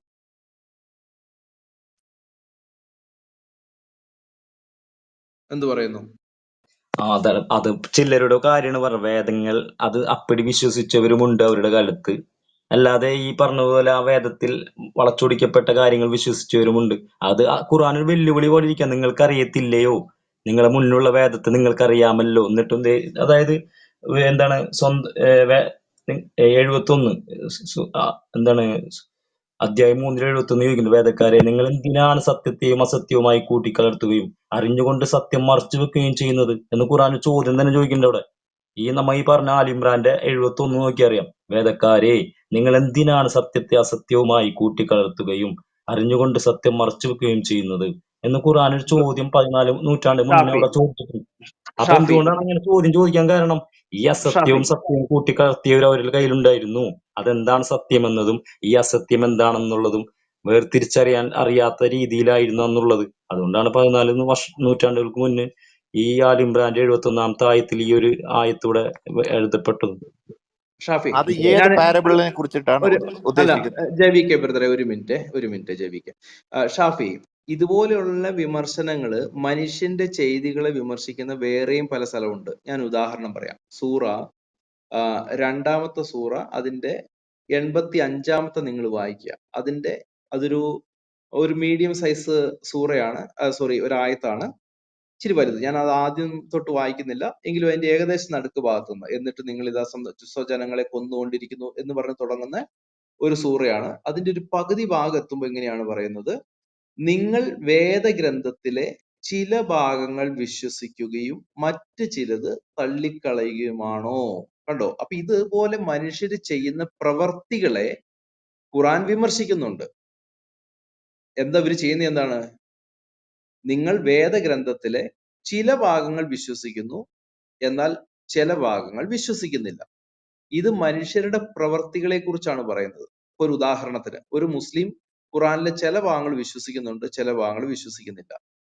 ഇത് ആ മനുഷ്യൻ, ഒരു ഉദാഹരണത്തിന് ഞാൻ തൽക്കാലം താങ്കളുടെ പേരെടുക്കുകയാണ്, ഓക്കെ? അല്ലെങ്കിൽ ഇപ്പൊ തൽക്കാലം സൺ എൻ്റെ ഒരു കൂട്ടുകാരനാണല്ലോ, അദ്ദേഹത്തിന്റെ പേരെടുക്കുന്നതിലും അദ്ദേഹത്തിന് ബുദ്ധിമുട്ടുണ്ടാകത്തില്ലെന്ന് ഞാൻ ചിന്തിക്കുന്നു.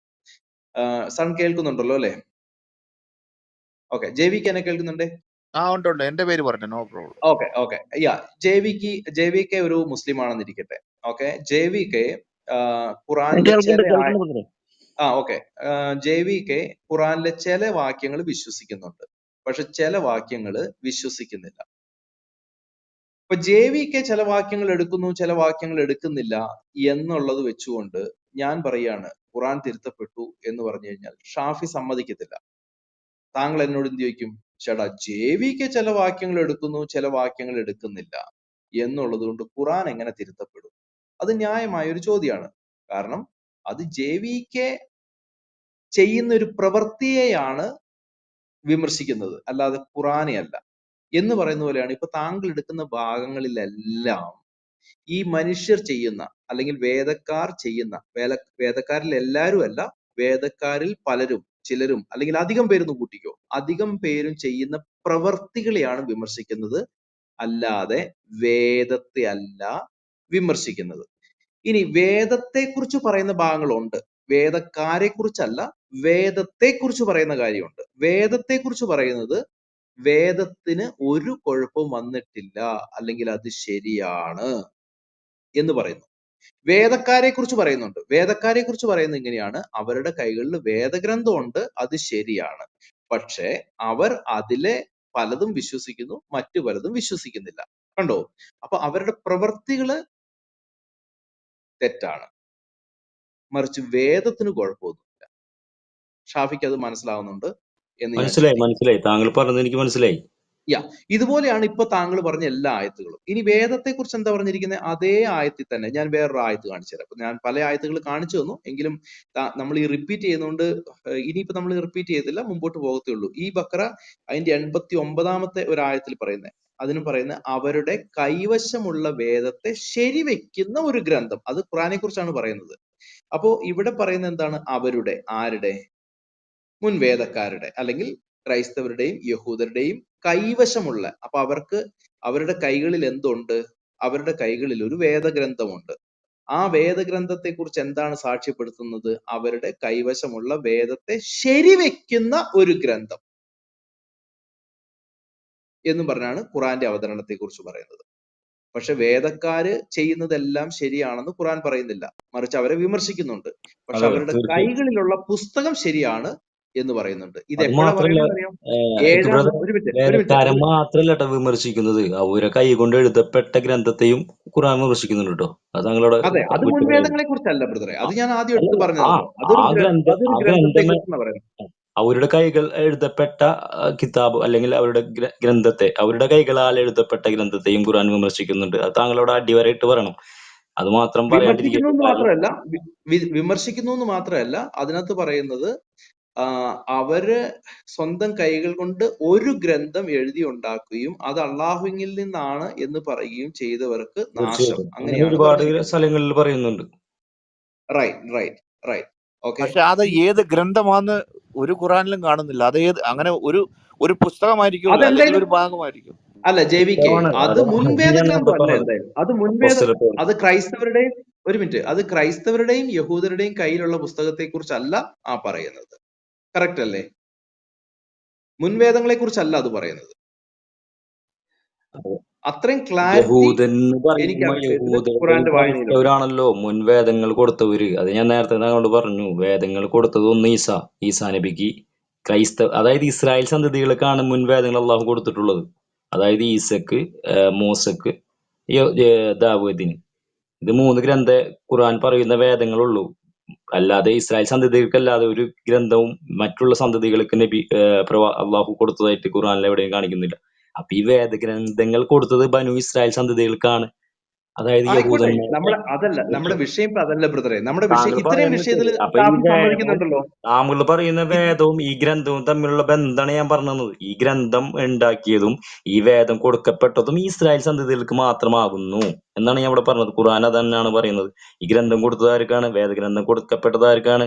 ബനു ഇസ്രായേൽ സന്തതികൾക്കാണ്. ഈ വേദഗ്രന്ഥം എഴുതപ്പെട്ടതാണ് യഹൂദന്മാരാരാണ്? അവരും ഇസ്രായേലുകളാണ്. അവരുടെ കൈകളാൽ അവർക്ക് ഉണ്ടാക്കിയത്. ആയിക്കോട്ടെ, ഈ ഗ്രന്ഥത്തിന് കുഴപ്പമൊന്നുമില്ലോ, അതാണ് നമ്മുടെ ചോദ്യം. ഈ ഗ്രന്ഥത്തിന് കുഴപ്പമൊന്നുമില്ല. അള്ളാഹു, ഞാൻ നേരത്തെ അടിവരായിട്ട് ഞാൻ ആദ്യമേ പറഞ്ഞല്ലോ, ഇഞ്ചീൽ, സബൂർ. ഞാനത് വേറെ വാക്കിക്ക് പറയുന്നില്ല, ബൈബിളിൽ നിന്ന് ഞാൻ പറയുന്നില്ല. ഇഞ്ചീൽ വസബൂറ തൗറാത്ത എന്നാണ് ഖുർആൻ പറഞ്ഞിട്ടുള്ളത്. ഇഞ്ചീല വസബൂറ തൗറാത്ത. ഇതാണ് ഗ്രന്ഥം, ഖുർആന്റെ വിവക്ഷയിൽ ഗ്രന്ഥം എന്ന് പറയുന്നത് കേട്ടോ. അത് താങ്കൾ ആദ്യം മനസ്സിലാക്കണം. ഈ ഇഞ്ചീല തൗറാത്ത വസബൂറ, ഇതാണ് ഖുർആന്റെ വിവക്ഷയിൽ ഗ്രന്ഥം, വേദഗ്രന്ഥം. അതിന് എന്താണ് മാറ്റങ്ങളൊന്നും വരുത്തിയിട്ടില്ല, അതിൽ മാറ്റം വരുത്താൻ പറ്റത്തില്ല എന്നാണ് ഇവിടെ പറഞ്ഞത്. ഇത് അന്നത്തെ ഇതന്നത്തെ ഈ പറഞ്ഞ വാക്യമുണ്ടല്ലോ, താങ്കൾ പറഞ്ഞില്ലേ, അവരുടെ കൈകളിൽ വേദഗ്രന്ഥത്തെ സത്യമാക്കി കൊണ്ടുവരണം എന്ന് പറഞ്ഞ ഗ്രന്ഥങ്ങൾ ഈ 3 ഗ്രന്ഥങ്ങളാണ്. ബ്രദറെ ഒരു സെക്കൻഡ് പറയട്ടെ. ഈ ഇഞ്ചീൽ എന്ന് പറയുന്നതല്ലേ സുവിശേഷത്തല്ലേ ഈ പറയുന്നത്? അതെ അതെ അതെ. അപ്പൊ അത് അവിടം വരെ എങ്കിലും പിടിച്ചു നിൽക്കാൻ നോക്കുക. അത് തിരുത്തിയിട്ടില്ലല്ലോ. ഇഞ്ചീൽ എന്ന് ഇല്ലാന്നാ ഇഞ്ചീൽ എന്ന് പറയുന്നത് അല്ലല്ല പിന്നെ സണ്ണെ, അവിടെ വിഷയമുണ്ട്. ഇഞ്ചീൽ എന്ന് പറയുന്നതേ ഈസാ നബിക്ക് അല്ലെങ്കിൽ യേശു പോട്ടെ, യേശു എന്ന് ഞാൻ പറയില്ല, ഈസാ നബിക്ക് കൊടുത്തപ്പെട്ട ഗ്രന്ഥത്തെയാണ് ഇഞ്ചീൽ എന്ന് പറയുന്നത് കേട്ടോ. അദ്ദേഹത്തിന്റെ ജീവിത കാലഘട്ടത്തിൽ നൽകപ്പെട്ട, ദൈവം അദ്ദേഹത്തിന് നൽകപ്പെട്ട ഗ്രന്ഥമാണ് ഇഞ്ചീൽ. അതിനുശേഷമുള്ളതൊന്നും ഇഞ്ചീലിൽ പെടില്ല കേട്ടോ. അതാണ് ആദ്യം മനസ്സിലാവുന്നത്. ഓക്കെ. അപ്പൊ ഈ കൊടുക്കപ്പെട്ടു എന്ന് നിങ്ങൾ ഉദ്ദേശിക്കുന്നത് ഇത് എഴുതിയത് ആരായിരിക്കും നിങ്ങളുടെ കണക്കില്? നിങ്ങൾ ഉദ്ദേശിക്കുന്നത് ആര് ഇത് കൊടുക്കുമ്പോ പ്രസവിക്കുമ്പോ കൊണ്ടുവന്നതാണോ? അല്ല, അങ്ങനെയല്ല. ഇപ്പൊ മുഹമ്മദ് നബിക്ക് അങ്ങനെയല്ലേ കൊടുത്തത്. മുഹമ്മദ് നബിക്ക് എങ്ങനെയാണോ ഗ്രന്ഥം കൊടുത്തത് അതേ രീതിയിൽ തന്നെയാണ് മറ്റുള്ള പ്രവാചകന്മാർക്കും വഹീ മുഖേനയാണ് ഇസ്ലാമിന്റെ വിശ്വാസപ്രകാരം ഗ്രന്ഥം നൽകപ്പെട്ടത്. അത് മൂസക്കായാലും എഴുതിണ്ടാവുന്ന ആരായിരിക്കും? അത് എഴുതപ്പെട്ടെന്നാവണമെന്നില്ല. അത് ഈസയുടെ വചനമാണ്. ഏത് ഇഞ്ചീൽ അല്ല, ഞാൻ പറയുന്നത് ചോദിക്കുന്നത് ശ്രദ്ധിക്ക്. അതായത് വഹി പോലെ വന്നു, ശരി. അപ്പൊ ഇത് എഴുതി വെക്കണ്ടേ? അതാരാ എഴുതിണ്ടാവുക? അതെനിക്കറിയത്തില്ല. അത് വചനം എന്താണോ ഈസ പറഞ്ഞത് അതാണ് ഇഞ്ചീൽ എന്ന് പറയുന്നത്. അപ്പൊ പിന്നെ നിങ്ങൾ എങ്ങനെയാണ് തിരുത്തി എന്ന് പറയുന്നത്? തിരുത്തണമെങ്കിൽ പുസ്തകത്തിൽ എഴുതണ്ടേ? അല്ല, അങ്ങനെയല്ല ബ്രദറെ. ഞാനിവിടെ ഉദ്ദേശിച്ചത് ഞാനിവിടെ പറഞ്ഞില്ല, അവരുടെ ഗ്രന്ഥങ്ങൾ, അവിടെ യഹൂദന്മാരുടെ കൈകളാൽ എഴുതപ്പെട്ട കുറച്ച് ഗ്രന്ഥത്തെ കുറിച്ച് ഖുർആനോട് വിമർശിക്കുന്നുണ്ട്. അവിടേക്ക് എത്താനേക്കാൾ മുമ്പ് നമുക്കൊരു കാര്യമുണ്ട്. അതായത് ഇപ്പൊ താങ്കൾ പറഞ്ഞു ഈസാക്ക് വഹിയാണ് കിട്ടിയേക്കെന്ന് പറഞ്ഞു. അതായത് പ്രസവിക്കുമ്പോ കൊണ്ടുവന്നതല്ല, വഹി കിട്ടിയെന്ന് ആയിക്കോട്ടെ, കുഴപ്പമില്ല. അദ്ദേഹത്തിന്റെ പ്രവാചകത്വത്തിന് ശേഷം അദ്ദേഹത്തിന്റെ അനുയായികൾ എങ്ങനെയെല്ലാം പിൻപറ്റണം, എങ്ങനെയാണ് ദൈവത്തിന്റെ ആരാധന രീതി, അല്ലെങ്കിൽ അവര് പിന്തുടരുന്ന നിയമാവലിയാണ് അവരുടെ ഗ്രന്ഥങ്ങൾ എന്ന് പറയുന്നത്. അത് ഈസാ നബിയുടെ ജീവിത കാലഘട്ടത്തിൽ നൽകപ്പെട്ടതാണത്. അല്ലാതെ അദ്ദേഹത്തിന്റെ മരണശേഷമോ മരണശേഷം ഒരു 100 വർഷശേഷം പിൽക്കാലത്ത് ഉണ്ടാക്കപ്പെട്ട കൈകളാൽ എഴുതപ്പെട്ട ഗ്രന്ഥത്തെ കുറിച്ചല്ല ഇവിടെ ഖുർആന്റെ വിവക്ഷ. ഈ ഇതിന്റെ ഒരു വിഷയം ഒരു മിനിറ്റ് സണ്ണെ, ഇതിന്റെ ഒരു വിഷയം എന്താണെന്നറിയോ ഷാഫിക്ക് ഖുർആൻ പഠിപ്പിക്കുന്ന സന്ദേശത്തെ കുറിച്ച് താങ്കൾക്ക് മനസ്സിലാവുന്നില്ലെന്ന് തോന്നുന്നു. ഞങ്ങൾ ഇവിടെ പറയാൻ ശ്രമിക്കുന്നത് ക്രൈസ്തവരുടെ കൈകളിൽ 7-ാം നൂറ്റാണ്ടിൽ ഉണ്ടായിരുന്ന ഗ്രന്ഥം ശരിയാണ് എന്നാണ് പറയുന്നത്. അത് എന്തോ ആയിക്കോട്ടെ, അത് ശരിയാണ്. AD 425 ശേഷമുള്ളത്. അതെ, അതായത് 7-ാം നൂറ്റാണ്ടിലുള്ളത് എന്ന് പറഞ്ഞു കഴിഞ്ഞാൽ ഡെഫിനറ്റ്ലി വളരെ വ്യക്തമാണല്ലോ. ലോകത്തിൽ മൊത്തം സ്പ്രെഡ് ആയിട്ടുണ്ട്. അബ്സല്യൂട്ട്ലി ഭയങ്കരമായിട്ട്. അതായത് ഇന്ത്യക്ക് വന്നിട്ടുണ്ടോന്ന് ഡൗട്ട് ഉണ്ട് അല്ലെ? ഈ ഇന്ത്യയിൽ വന്നിട്ടുണ്ടെന്നുള്ളതാണ് ഇതിന്റെ ഒരു നമുക്കൊരു ഏകദേശം ഒരു ഐഡിയ, അല്ലെങ്കിൽ ഇതിന്റെ ഒരു ബൃഹത്തായ ആ ഒരു ഇത് മനസ്സിലാക്കണമെങ്കിൽ ഇന്ന് ക്രൈസ്തവരുടെ കയ്യിലുള്ള ഗ്രീക്ക് മാനുസ്ക്രിപ്റ്റ്സ് എന്ന് പറയുന്നത് നിങ്ങൾക്ക് ചിന്തിക്കാൻ പറ്റുമോ? ആർക്കെങ്കിലും ഒന്ന് ഊഹിക്കാൻ പറ്റുമോ എത്ര എണ്ണം ഉണ്ടായി കാണുന്നു? 50, 100, 200, 300, 400, 500, 600? ആരെങ്കിലും ഒരു നമ്പർ പറ. 1000. വേറെ ആർക്കെങ്കിലും എന്തെങ്കിലും?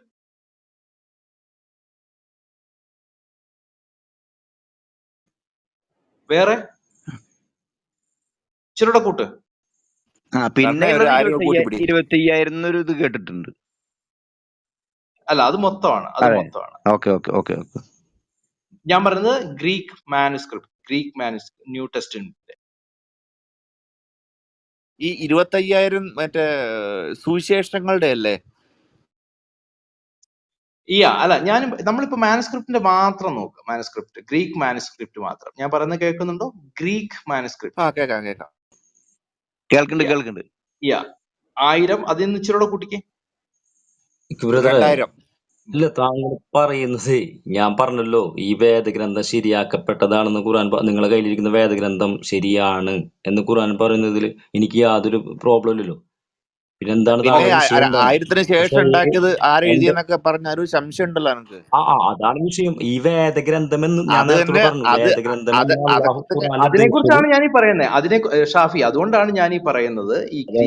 അതാണ് ഞാൻ സണ്ണിനോട് പറഞ്ഞത്, എന്താണ് വേദം എന്നുള്ളത് ആദ്യം മനസ്സിലാക്കണം എന്ന് പറഞ്ഞത്. ഏതാണ് ഈ ഖുർആൻ പറഞ്ഞ വേദം? നിങ്ങളുടെ കൈകളിലുള്ള സത്യമായ വേദം എന്ന് പറയുന്നത് ഏതാണെന്നാണ് ഞാൻ സണ്ണിനോട് ഇപ്പൊ നിങ്ങൾ ഇത്രയും ഉദ്ദേശിക്കുന്ന ആ നേരം അവിടെയാണ് 4 പ്രശ്നം വരുന്നത്. സുവിശേഷമാണ്. അതെ, അവിടെയാണ് താങ്കൾക്ക് ഇപ്പൊ പറ്റിയത്. ഇത് 7-ാം നൂറ്റാണ്ടിൽ മുഹമ്മദ് പറഞ്ഞ കാര്യത്തിൽ അവിടുന്ന് അങ്ങോട്ടേ തുടങ്ങാൻ പറ്റുള്ളൂ. ഇനി മുഹമ്മദ് 7-ാം നൂറ്റാണ്ടിൽ പറഞ്ഞ കാര്യത്തിൽ താങ്കൾക്ക് ഇനി എന്തെങ്കിലും മറുപടി പറയാൻ പറ്റുള്ളൂ. ആ അതിനാ ഞാൻ കേറി അതിന് വന്നത്. മുമ്പുള്ള ഒരു വിഷയത്തെ കുറിച്ച് ഖുർആൻ താങ്കൾക്ക് പറയാൻ പറ്റില്ല. അപ്പൊ ഖുർആൻ ഈ പറഞ്ഞതൊക്കെ എന്താണ്?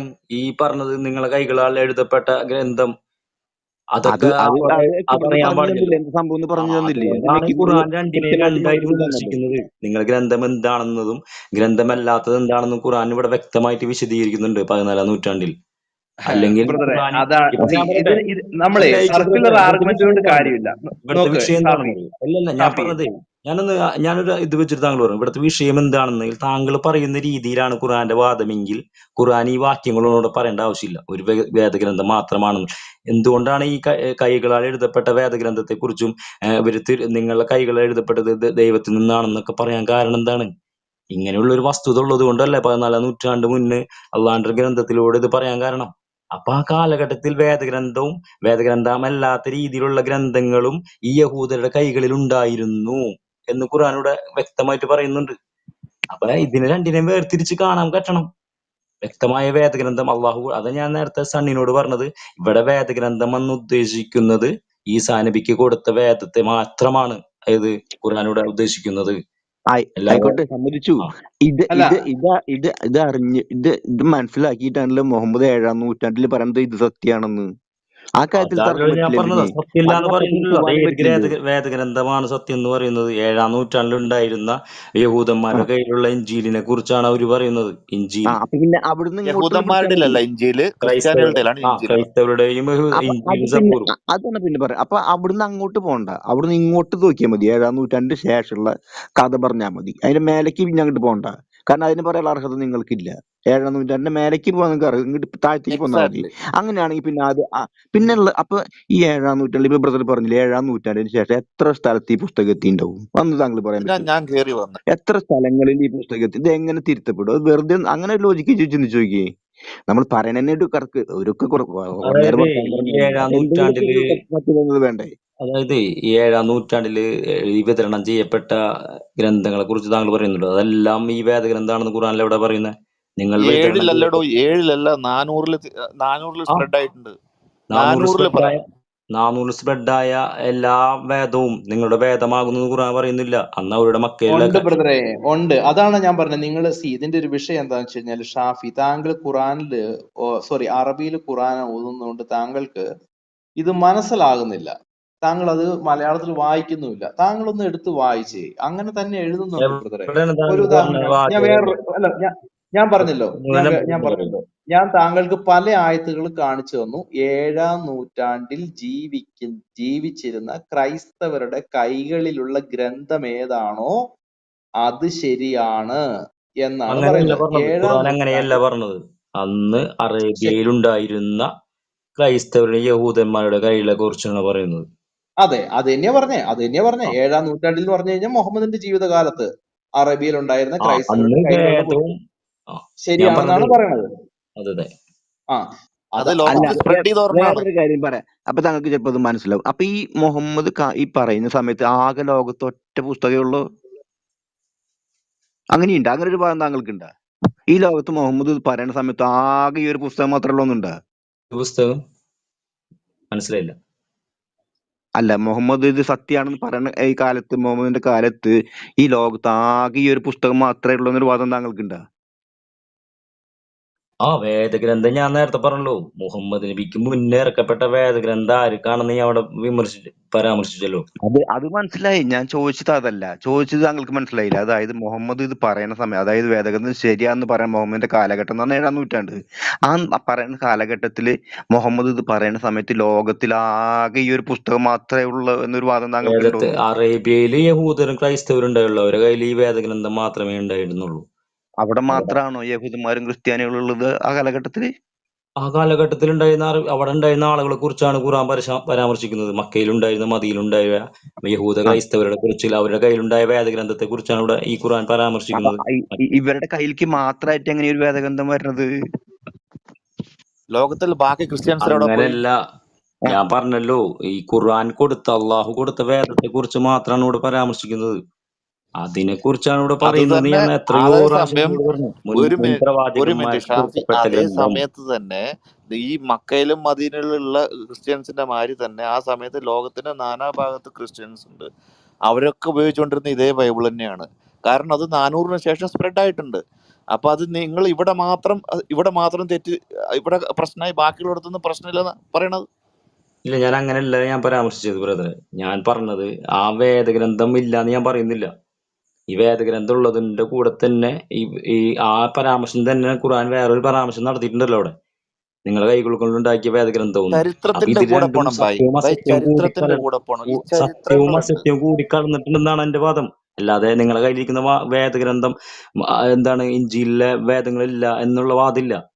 അന്നുണ്ടായിരുന്ന വേദങ്ങളിൽ സത്യവും അസത്യവും കൂടിക്കലർന്നിട്ടുണ്ട്, അല്ലെങ്കിൽ മറ്റു പുരോഹിതന്മാരുടെ അല്ലെങ്കിൽ അവരുടെ കൈകളിൽ അതിൽ ചേർത്തപ്പെട്ടിട്ടുണ്ട്. എന്നിട്ട് അവരത് ഞാൻ ആ വേറെ കാര്യം ഈ വേദഗ്രന്ഥങ്ങളിൽ മക്ക മദിന നിന്നുള്ളതാണെന്ന് എഴുതപ്പെട്ടിട്ടുണ്ട് എന്നാ മാത്രം എന്റെ വാദം. അല്ലാതെ അന്ന് ഞാൻ വേദങ്ങളില്ല എന്നൊന്നും എന്റെ വാദില്ല. ഓക്കെ ഈ ബ്രദറെ, ഒരു കാര്യം വേദഗ്രന്ഥം എല്ലാവരും പറഞ്ഞുതരാം. ഒന്ന് നിർത്തിക്കേ ഓക്കെ. ഒരു കാര്യം ഒരു സൂചിപ്പിച്ചു. അല്ല, കാര്യം നമുക്ക് ഒരു ഒരേ കാര്യം കാര്യം ഇക്ക് സൂചിപ്പിക്കുന്നു. ബ്രദർ പ്ലീസ് നമുക്ക് പ്ലീസ്. കൺക്ലൂഷനിൽ അല്ലല്ല, വരാം. ഈ താങ്കൾ സംബന്ധമല്ല, നിങ്ങൾ സംസാരിച്ച കുഴപ്പമില്ല. ഇക്ക് ബ്രദർ നിങ്ങൾ സംസാരിച്ചോ കുഴപ്പമില്ല. 1 മിനിറ്റ് എനിക്ക് തരണം. നിസു, ഈ റൂമിൽ വന്നിരുന്ന് ആവശ്യമില്ലാതെ കമന്റുകൾ ഇട്ട് കഴിഞ്ഞാൽ ഞാൻ പറഞ്ഞിട്ടുണ്ടല്ലോ, നീ ഈ റൂമിനകത്ത് ഇനി മേലെ ഇവിടെ കയറില്ല. പിന്നെ സിസ്റ്റർമാർ നിന്നോട് സംസാരിക്കണമെന്നുണ്ടെങ്കിൽ നീ ആ രീതിയിൽ നടക്കണം. അല്ലാതെ കണ്ട ക്രിസ്ത്യൻ മാനേജ്മെൻറ്റുള്ള സ്കൂളുകളിലോ അല്ലെങ്കിൽ കോളേജുകളിലും നിന്നെ പോലുള്ളവന്മാരെ വിളിച്ച് കയറ്റി നിസ്കരിപ്പിക്കാൻ ഞങ്ങൾക്ക് സൗകര്യമില്ല. നിന്നെ കൊണ്ട് പറ്റുന്നതൊക്കെ നീ ചെയ്തല്ലോ. അതാണ്ട് ഇവിടെ എല്ലായിടത്തും എല്ലാ കോളേജിനകത്തും നിസ്കരിക്കാൻ നിങ്ങൾക്ക് റൂം ഇട്ടിട്ടുണ്ട് കേട്ടോ. നീ അവിടെ പോയി അതിന് വേണ്ടിയിട്ട് ഉള്ള പ്രവർത്തനങ്ങളൊക്കെ ചെയ്താൽ മതി. മേലെ ഈ റൂമിൽ ഇമ്മാതിരി വർത്തമാനം പറഞ്ഞുകൊണ്ട് വന്നേക്കരുത്. എന്നെ ഒന്ന് മോഡാക്കുക, അല്ലെന്നുണ്ടെങ്കിൽ അവൻ്റെ അടുത്ത് ദൂരെ കളഞ്ഞേ. നിസുവിനെ വിട്. നിസു പുള്ളിയെ വിട്. പുള്ളിക്കാരൻ ഈ സ്ത്രീകളെ കാണുമ്പോ ഒരു കോഴി എന്നും കോഴിയാണ്. അതെ, കോഴിയെന്നും കോഴി. നമ്മൾ നമ്മുടെ വിഷയത്തിലോട്ട് വരിക ബ്രദറെ. ഞാന് പല ഉദാഹരണം പറഞ്ഞു. നമ്മൾ സർക്കിള് ആർഗ്യുമെന്റ് ചെയ്യാണ്. ബ്രദറെ, താങ്കളെ കൺക്ലൂഷൻ പറഞ്ഞു. താങ്കൾ എന്താണ് ഉദ്ദേശിച്ചു വരുന്നതെന്ന് പറഞ്ഞു. അപ്പൊ നമുക്കത് ഈ ഒരു ചർച്ച നമുക്ക് വൈൻഡപ്പ് ചെയ്യാലോ. താങ്കൾ എന്താണ് ഉദ്ദേശിച്ചു വരുന്നത്? ഓക്കെ, ഞാൻ പറയുന്നത് ഇത്രയേ ഉള്ളൂ. ഖുറാൻ പറയുന്നത് ക്രൈസ്തവരുടെ കൈകളിൽ ഉണ്ടായിരുന്ന, അല്ലെങ്കിൽ 7-ാം നൂറ്റാണ്ടിൽ ക്രൈസ്തവരുടെ കയ്യിൽ ഉണ്ടായിരുന്ന ഗ്രന്ഥം ശരിയാണ് എന്ന് ഖുറാൻ സാക്ഷ്യപ്പെടുത്തുന്നു. അനേക വാക്യങ്ങള് അത് പറയുന്നുണ്ട്. ഞാൻ ഇനി വേണമെന്നുണ്ടെങ്കിൽ വാക്യം താങ്കൾക്ക് തരാം. ആ സ്ഥലം കൂടെ ഒന്ന് മെൻഷൻ ചെയ്യണം പ്ലീസ്. 7-ാം നൂറ്റാണ്ടിൽ, അതായത് മക്ക മദീനയിൽ ഭാഗത്തുണ്ടായിരുന്ന വേദഗ്രന്ഥങ്ങളിൽ നിന്ന് തന്നെ പറയണം. കാരണം അല്ലെങ്കിൽ ഇനി അത് കറക്റ്റ് ആണെന്ന് പറഞ്ഞാൽ ബാക്കിയുള്ളതും കറക്റ്റ് തന്നെയാണല്ലോ.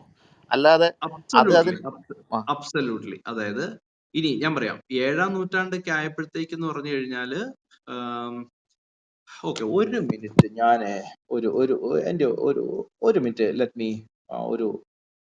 ഒന്നൊന്ന് ഓപ്പൺ ചെയ്യട്ടെ. 1 മിനിറ്റ്, ജസ്റ്റ് എ മിനിറ്റ്. ഞാനിത് പറയാൻ കാരണം എന്താന്ന് വെച്ച് കഴിഞ്ഞാല്, നമുക്ക് ചില കാര്യങ്ങള് ഇച്ചിരി കൂടെ പ്രോപ്പർ ആയിട്ട് സംസാരിക്കുന്നത് തന്നെയാണ് നല്ലത്.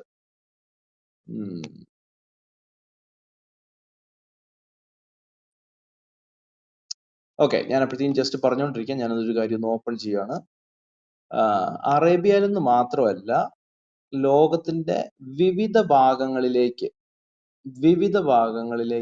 ട്രാൻസ്ഫർ ചെയ്യപ്പെട്ട ബൈബിളുണ്ട്. ഇതെല്ലാം ഐഡന്റിറ്റിക്കലാണ്. എക്സാക്ട് കോപ്പി ആണെന്നുള്ള രീതിയിലല്ല പറയുന്നത്. ബ്രദറെ, ഏത് നൂറ്റാണ്ട് മുതലാണ് ഇത് വിതരണം ചെയ്യപ്പെട്ടിട്ടുള്ളതും കൂടെ ഒന്ന് പറഞ്ഞേരെ. അതെ, എക്സാക്ട്ലി. ബേസിക്കലി ഇത് നമുക്കറിയാമല്ലോ. ഈ ന്യൂ ടെസ്റ്റ്മെന്റിന്റെ എഴുത്തെല്ലാം ആദ്യ നൂറ്റാണ്ടിൽ തന്നെ എല്ലാം കഴിയുന്നു. പക്ഷെ നമുക്ക് ആദ്യ നൂറ്റാണ്ടിലെ കോപ്പികൾ അല്ലെങ്കിൽ ഒറിജിനൽ റൈറ്റിംഗ്സ് നമുക്ക് അവൈലബിൾ അല്ല. ഓക്കെ, പിന്നെ കോപ്പീസ്ന്നോ അല്ലെങ്കിൽ അതിന്റെ കോപ്പീസ്ന്നോ വേണമെങ്കിൽ നമുക്ക് പറയാം. ഓക്കെ, അപ്പോ ഇത് ഞാൻ പറഞ്ഞു. ഞാൻ ആദ്യം ചോദിച്ചിരുന്നു, ഈ നമ്മുടെ കയ്യിൽ ഗ്രീക്ക് മാനുസ്ക്രിപ്റ്റ്സ് എത്ര എണ്ണം ഉണ്ട്? JVK ബ്രദർ പറഞ്ഞു ഏകദേശം ഒരു 1000 അല്ലെങ്കിൽ 2000. ഞാൻ പറയുന്നത് 2000 അല്ല, 4000 അല്ല, നമ്മുടെ കയ്യിലുള്ളത് എന്ന് പറഞ്ഞു കഴിഞ്ഞാൽ 5795 Greek manuscripts. Can you imagine? 5795 Greek manuscripts. ഇത് കൂടാതെ മറ്റ് ഭാഷകളിലേക്ക് ആയപ്പോഴത്തേക്കും ഇത് ഞാൻ പറയാം, ഇത് പാപ്പറസിനകത്തുണ്ട്, അൺസിയൽസിനകത്ത്, അതുപോലെ മിനിസ്ക്യൂൾസ്, പിന്നെ ഇത് കൂടാതെ ലക്ഷണറീസ്. അപ്പൊ ഇതെല്ലാം നമുക്ക് പറ്റുവാണെന്നുണ്ടെങ്കിൽ ഒരു ദിവസം ഡീറ്റെയിൽ ആയിട്ട് നമുക്ക് വേണമെങ്കിൽ ഒരു ദിവസം നമുക്കൊന്ന് സ്റ്റഡി ചെയ്യാം, ഇത് ഏത് രീതിയിലാണ് മുന്നോട്ട് വരുന്നത് എന്നുള്ള കാര്യങ്ങൾ. ഇനി ഇത് കൂടാതെ നമ്മൾ ഒരു കാര്യം മനസ്സിലാക്കേണ്ടത്, ഓക്കെ, ഏകദേശം അപ്പൊ ഞാൻ ഈ പറഞ്ഞത് ഗ്രീക്ക് മാനുസ്ക്രിപ്റ്റിന്റെ കാര്യം മാത്രം, ഒരൊറ്റ ലാംഗ്വേജ് ഗ്രീക്ക് മാനുസ്ക്രിപ്റ്റ്സിൽ മാത്രം. അത് കൂടാതെ ലാറ്റിനിലോട്ട് വരുന്നുണ്ട്, കോപ്റ്റിക് വരുന്നുണ്ട്, സിറിയാക്ക് വരുന്നുണ്ട്, അതുപോലെ തന്നെ ഇത് തന്നെ പറയുമ്പോൾ ഓൾഡ് ലാറ്റിൻ ഉണ്ട്, വൾഗേറ്റിനകത്തുണ്ട്, അത് ബൊഹാരിക്, അതുപോലെ സാഹിദിക്, അതുപോലെ ഓൾഡ് സിറിയാക്ക്, പെഷിറ്റ, ഇങ്ങനെ ഉള്ള മറ്റു ഭാഷകളിലോട്ട് വരുന്നുണ്ട്. ഓക്കെ, അപ്പൊ ഇത് കൂടാതെ പിന്നെ പാട്രിസ്റ്റിക് സൈറ്റേഷൻസ് ഉണ്ട്, ചർച്ച് ഫാദേഴ്സിന്റെ, ഓഗസ്റ്റിൻ, ക്ലെമന്റ്, അതുപോലെ ക്രിസോസ്റ്റം, സിപ്രിയൻ, തെർത്തുല്യൻ, ഇങ്ങനെ പറഞ്ഞുള്ള ഞാൻ ചോദിക്കുന്നത് ഇതെല്ലാം ഈ 1400 വർഷങ്ങൾക്ക് മുൻപാണ്, പ്രവാചകന് 7-ാം നൂറ്റാണ്ടിന് മുന്നുള്ള കാര്യമാണോ താങ്കൾ പറഞ്ഞത്, ഈ മാനുസ്ക്രിപ്റ്റ് ഒക്കെ പോകുന്നുള്ളത്? അതിനെവിടെ തെളിവ്? അത് നമുക്ക് പഠിക്കാം ബ്രദറെ, അതൊക്കെയാണ് ഞാൻ ചോദിച്ചത്. ഞാൻ ഇതിന്റെ വാദത്തിന് വേണ്ടിട്ടല്ലോ, ഈ വാദത്തിന്റെ അല്ല ഞാൻ പറഞ്ഞത്. ഞാനിപ്പോഴും എന്റെ വാദത്തിൽ തന്നെ ഞാൻ ഉറച്ചിരിക്കണം, അതുകൊണ്ടല്ല ഞാൻ ചോദിച്ചത്. ഞാൻ ചോദിക്കുന്നത് ഈ മറ്റുള്ള ഈ ഗ്രീക്കിലേക്കായാലും മറ്റുള്ള ഈ ഭാഷകളിലേക്കായാലും ഈ തർജ്ജമ ചെയ്യപ്പെട്ടത് ഈ 7-ാം നൂറ്റാണ്ടിന് മുൻപാണോ ശേഷമാണോ എന്നാണ് ചോദ്യം. അറിയാത്തത് കൊണ്ടാണ്. അല്ല, താങ്കളുടെ ചോദ്യം വളരെ ന്യായമായ ചോദ്യം തന്നെയാണ്. ഡെഫിനറ്റ്ലി ഇതിന്റെ ഡേറ്റ്സ് ബാക്ക് ചെയ്യപ്പെടുന്നതെന്ന് പറഞ്ഞു കഴിഞ്ഞാൽ പലതും 2-ാം നൂറ്റാണ്ട് വരെ ഇതിന്റെ ബാക്ക്ഗ്രൗണ്ട് പോയി നിൽക്കുന്നുണ്ട്. എന്നാൽ ഇപ്പോ കോഡെക്സ് സിനാറ്റിക്സ് ഒക്കെ ഏകദേശം 4th. ഓക്കെ, ഒരു മിനിറ്റ്, എന്നാലും ഞാൻ വേണമെന്നുണ്ടെങ്കിൽ പറയാം. ഇപ്പൊ കോഡെക്സ് സൈനാറ്റിക്കസ് 4-ാം നൂറ്റാണ്ടിലാണ്. ഓക്കെ, 4-ാം നൂറ്റാണ്ടിലോട്ട് വരുന്നു. ഇനി അലക്സാണ്ട്രിയൻസ് അതാണെന്നുണ്ടെങ്കിൽ ഏകദേശം 5-ാം നൂറ്റാണ്ടിലാണ്. ഓക്കെ, അതുപോലെ തന്നെ വാറ്റിക്കാനസ് എന്നുള്ളത് 4-ാമത്തെ നൂറ്റാണ്ടില്. ഓക്കെ, അപ്പൊ ഇതെല്ലാം നടക്കുന്നത് ഞാൻ ഈ പറയുന്ന ഈ മാനുസ്ക്രിപ്റ്റുകളെല്ലാം മുഹമ്മദിനും 300-400 വർഷങ്ങൾക്ക് മുമ്പ്, മുഹമ്മദ് വരുന്നതിനെ 300-400 വർഷങ്ങൾക്ക് മുമ്പ്, ബേസിക്കലി 425 ആകുമ്പോഴത്തേക്കും ബൈബിളിന്റെ ക്രോഡീകരണം നടന്നു കഴിഞ്ഞു ബ്രദറെ. അതായത് അവർക്കൊരു ബുക്കിന്റെ ഫോമിൽ അത് അവൈലബിൾ ആയി, ഇന്ന ബുക്ക് ബൈബിളിന് ഉണ്ട് എന്നുള്ളതെല്ലാം അതിന്റെ ഒരു ക്രോഡീകരണം നടന്നു. ഇതെല്ലാം നടന്നതിന് ശേഷം ഒരു 300 വർഷം കഴിഞ്ഞതിന് ശേഷമാണ്, അല്ലെങ്കിൽ എനിക്ക് തോന്നുന്നത്, ഓക്കെ, 425, പിന്നെ 200 വർഷത്തിന് ശേഷം, കറക്റ്റ്, 600 സംതിങ്ങിലല്ല, 500 സംതിങ്ങിലാണ് മുഹമ്മദിന്റെ ജനനം. 600കളിലാണ് അദ്ദേഹത്തിന്റെ പ്രവാചകത്വം ആരംഭിക്കുന്നത്. 650 ശേഷമുള്ള കാലഘട്ടങ്ങളിലാണ് അദ്ദേഹം മരിക്കുന്നത്. ഓക്കെ, സോ ആ ഒരു 610 ശേഷം 610 ശേഷം പ്രവാചകത്വം ആരംഭിക്കുന്നത്. അതന്നെ അപ്പൊ പറഞ്ഞാൽ മതി, അതാണ് എന്റെ കറക്റ്റ് അതാ പറഞ്ഞ 7-ാം നൂറ്റാണ്ട് ബ്രദറെ, 7-ാം നൂറ്റാണ്ട്. അപ്പൊ ഈ ക്രോഡീകരണം നടന്നതിന് ശേഷം ഏകദേശം 200 വർഷങ്ങൾക്ക് ശേഷമാണ് മുഹമ്മദ് വരുന്നത്. അതിനു മുമ്പുള്ള, ഇപ്പൊ ഞാൻ പറഞ്ഞല്ലോ, കോഡെക്സ് സൈനാറ്റിക്കസും അതുപോലെ അലക്സാണ്ട്രിയനസും അതുപോലെ വാറ്റിക്കാനസ്, ഇതുപോലെയുള്ള അൺസിയൽസ്, ഇത് അൺസിയൽസിന്റെ കാറ്റഗറിയിൽ വരുന്നതാണ്. ഇതല്ലാതെ അതിലൊക്കെ ഈ സുവിശേഷങ്ങളുണ്ടല്ലോ, ഈ നമ്മളെ അപ്പോസ്തല സുവിശേഷങ്ങളൊക്കെ അതിൽ ഉൾക്കൊള്ളതാണ് ഈ പറഞ്ഞതിലൊക്കെ.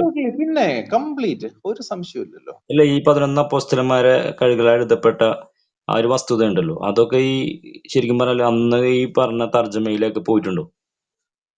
ഇത് തർജ്ജമയല്ല ബ്രദറെ, ഇത് ഗ്രീക്കിന്റെ കാര്യമാണ് ഞാൻ പറഞ്ഞത്. ഈ 7-ാം നൂറ്റാണ്ടിന് മുന്നേ താങ്കൾ എഴുതപ്പെട്ട ഗ്രന്ഥം എന്ന് പറഞ്ഞല്ലോ, ഈ തർജ്ജമയിലൂടെ മറ്റുള്ള ഭാഷകളിലേക്ക് തർജ്ജമ ചെയ്തു, അല്ലെങ്കിൽ അതിൽ ഈ അപ്പോസ്തല പ്രവൃത്തികളൊക്കെ പെടുമോ? തീർച്ചയായിട്ടും. ഈ 11 അപ്പോസ്തല പ്രവൃത്തികൾ. കംപ്ലീറ്റ് ന്യൂ ടെസ്റ്റ്മെന്റിന്റെ കാര്യമാണ് പറയുന്നത്. കംപ്ലീറ്റ് ന്യൂ ടെസ്റ്റ്മെന്റിന്റെ കാര്യം പറയുന്നത്. 27 ബുക്സ്. അതെ, കംപ്ലീറ്റ് ന്യൂ ടെസ്റ്റ്മെന്റ്. ഇതിപ്പോ നമ്മളിപ്പോ പറയുന്നത്, ഞാൻ ഈ പറയുന്ന ഈ 5795 എന്ന് പറയുന്നത് കേവലം ഗ്രീക്ക് മാനുസ്ക്രിപ്റ്റ് മാത്രമാണ്. അത് മെയിൻ ആയിട്ട് 4 സെക്ഷൻ ആയിട്ട് ഇത് നമുക്ക് ഒരു ദിവസം പഠിക്കാം. അന്ന് പറ്റുവാണെന്നുണ്ടെങ്കിൽ ഷാഫിയും പറ്റുവാണെങ്കിൽ വാ, നമുക്ക് ഇത് ഇച്ചിരി ബോറിംഗ് ക്ലാസ് ആയിരിക്കും. അതുകൊണ്ടാണ് ഞാൻ ഇച്ചിരി ടൈം എടുക്കുന്നത്.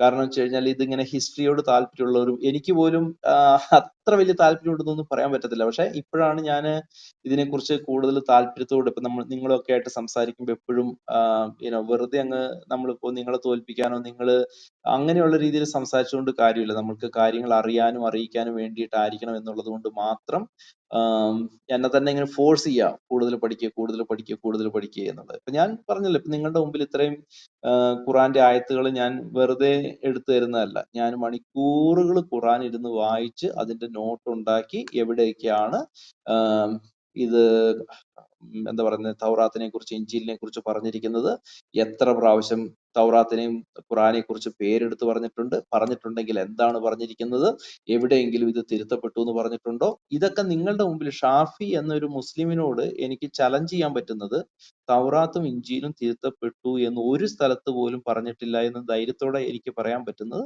അങ്ങനെ പഠനം നടത്തിയതുകൊണ്ട്. പക്ഷെ ഞാൻ താങ്കൾക്ക് എതിർവാദം ഇല്ല എന്നുള്ളത് ഞാൻ മനസ്സിലാക്കുന്നു. ഞാൻ ഫസ്റ്റ് തന്നെ താങ്കളെ നമ്മ ഇവിടെ ഈ ചർച്ച തുടങ്ങണേ മുന്നേ ആദ്യ ഘട്ടത്തിൽ തന്നെ ഞാൻ പറഞ്ഞു, ഖുറാനിൽ ഒരിക്കലും ഈ താങ്കൾക്ക് റീപ്ലൈ നോക്കി അറിയാം. എന്റെ ഒരു വാദം, എനിക്ക് അങ്ങനെ ഒരു വാദമേ ഇല്ല. എനിക്ക് മാത്രമല്ല ഖുറാൻ അങ്ങനെ ഒരു വാദമില്ല. പക്ഷെ എന്റെ വാദം എന്താണെന്ന് ഞാൻ കൺക്ലൂഡിൽ പറയാം. എന്താണ് ഖുറാന്റെ വാദമെന്നും എന്തുകൊണ്ടാണ് ഞാൻ ഏത് വേദത്തെ പറ്റിയാണ് ഖുറാന്റെ വാദമെന്നും ഞാൻ പറഞ്ഞു. അത് നമുക്ക് കൺക്ലൂഡിൽ പറയാം. എന്റെ ഒരു കാഴ്ചപ്പാട് എന്താണെന്നുള്ളത് ഞാൻ താങ്കൾക്ക് നമ്മളെ കൺക്ലൂഷന്റെ കാര്യത്തിൽ ഇതിന് നമ്മൾ അവസാനിപ്പിക്കുന്ന സമയത്ത് ഞാൻ പറഞ്ഞുതരാം എന്റെ ഒരു എന്താണ് മനസ്സിലാക്കിയത് എന്താണ് ഖുറാൻ കൊണ്ട് എന്നുള്ളത് ഞാൻ പറഞ്ഞ് നമുക്കത് വൈൻഡപ്പ് ചെയ്യാം. അതെ, ഈ 4-ാം നൂറ്റാണ്ട് 5-ാം നൂറ്റാണ്ട് 6-ാം നൂറ്റാണ്ടൊക്കെ ആയപ്പോഴത്തേക്കും ക്രൈസ്തവരുടെ കയ്യിൽ അല്ലെന്നുണ്ടെങ്കിൽ ഈസി ആയിട്ട് അവൈലബിൾ ആണ് എന്ത്, ഈ 27 പുസ്തകങ്ങൾ അടങ്ങിയ ന്യൂ ടെസ്റ്റ്മെന്റും അതുപോലെ തന്നെ പഴയ നിയമവും പുതിയ നിയമവും ക്രൈസ്തവരുടെ കൈകളിൽ അവൈലബിൾ ആണ്. ഓക്കെ, അതുകൊണ്ടാണ് മുഹമ്മദ് അത് കൊണ്ടുവരാൻ പറഞ്ഞത്.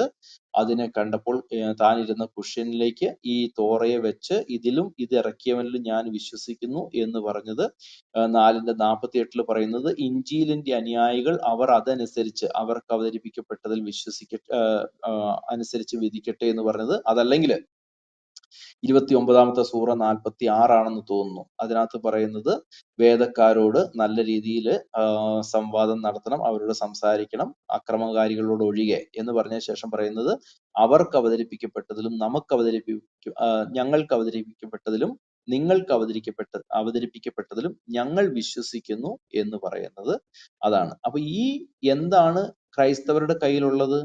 ഈ അപ്പോസ്തലന്മാർ എഴുതിയ ലേഖനങ്ങളും അതുപോലെ തന്നെ സുവിശേഷങ്ങളും ഒക്കെ അടങ്ങിയ പുസ്തകത്തെയാണ് മുഹമ്മദ് പറയുന്നത്. ഇനി നിങ്ങൾക്കിത് വിശ്വാസം ഇല്ലെങ്കിൽ ഞാൻ നിങ്ങൾക്ക് വേണ്ടിയിട്ട് നോബിൾ ഖുറാൻ, ഇത് എൻ്റെ കയ്യിലുള്ള ഒരു ഖുറാനാണ്. എൻ്റെ കയ്യിൽ 4 ഖുറാനാണ് ഉള്ളത്.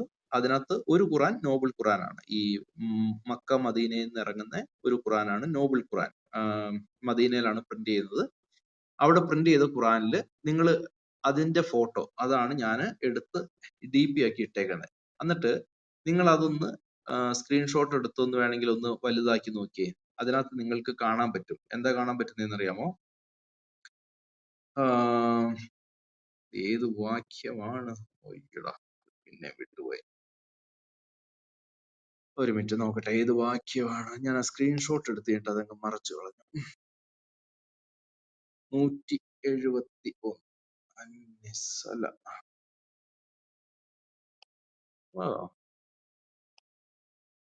ഈ വാക്യം ഏതാന്ന് ആർക്കെങ്കിലും ഓർക്കുന്നുണ്ടോ? 151 ആണെന്ന് തോന്നുന്നു. ഒരു മിനിറ്റ് ഞാൻ നോക്കിയിട്ട് പറയാം. ഞാൻ ആ ഫോട്ടോ എടുത്തിട്ട് ആ പേജ് അങ്ങ് മറച്ചു കളഞ്ഞു. സോ ഞാൻ എല്ലാ കാര്യങ്ങളും ഒന്ന് കറക്റ്റ് 7:151 157 ആണോ? ഒരു മിനിറ്റ്.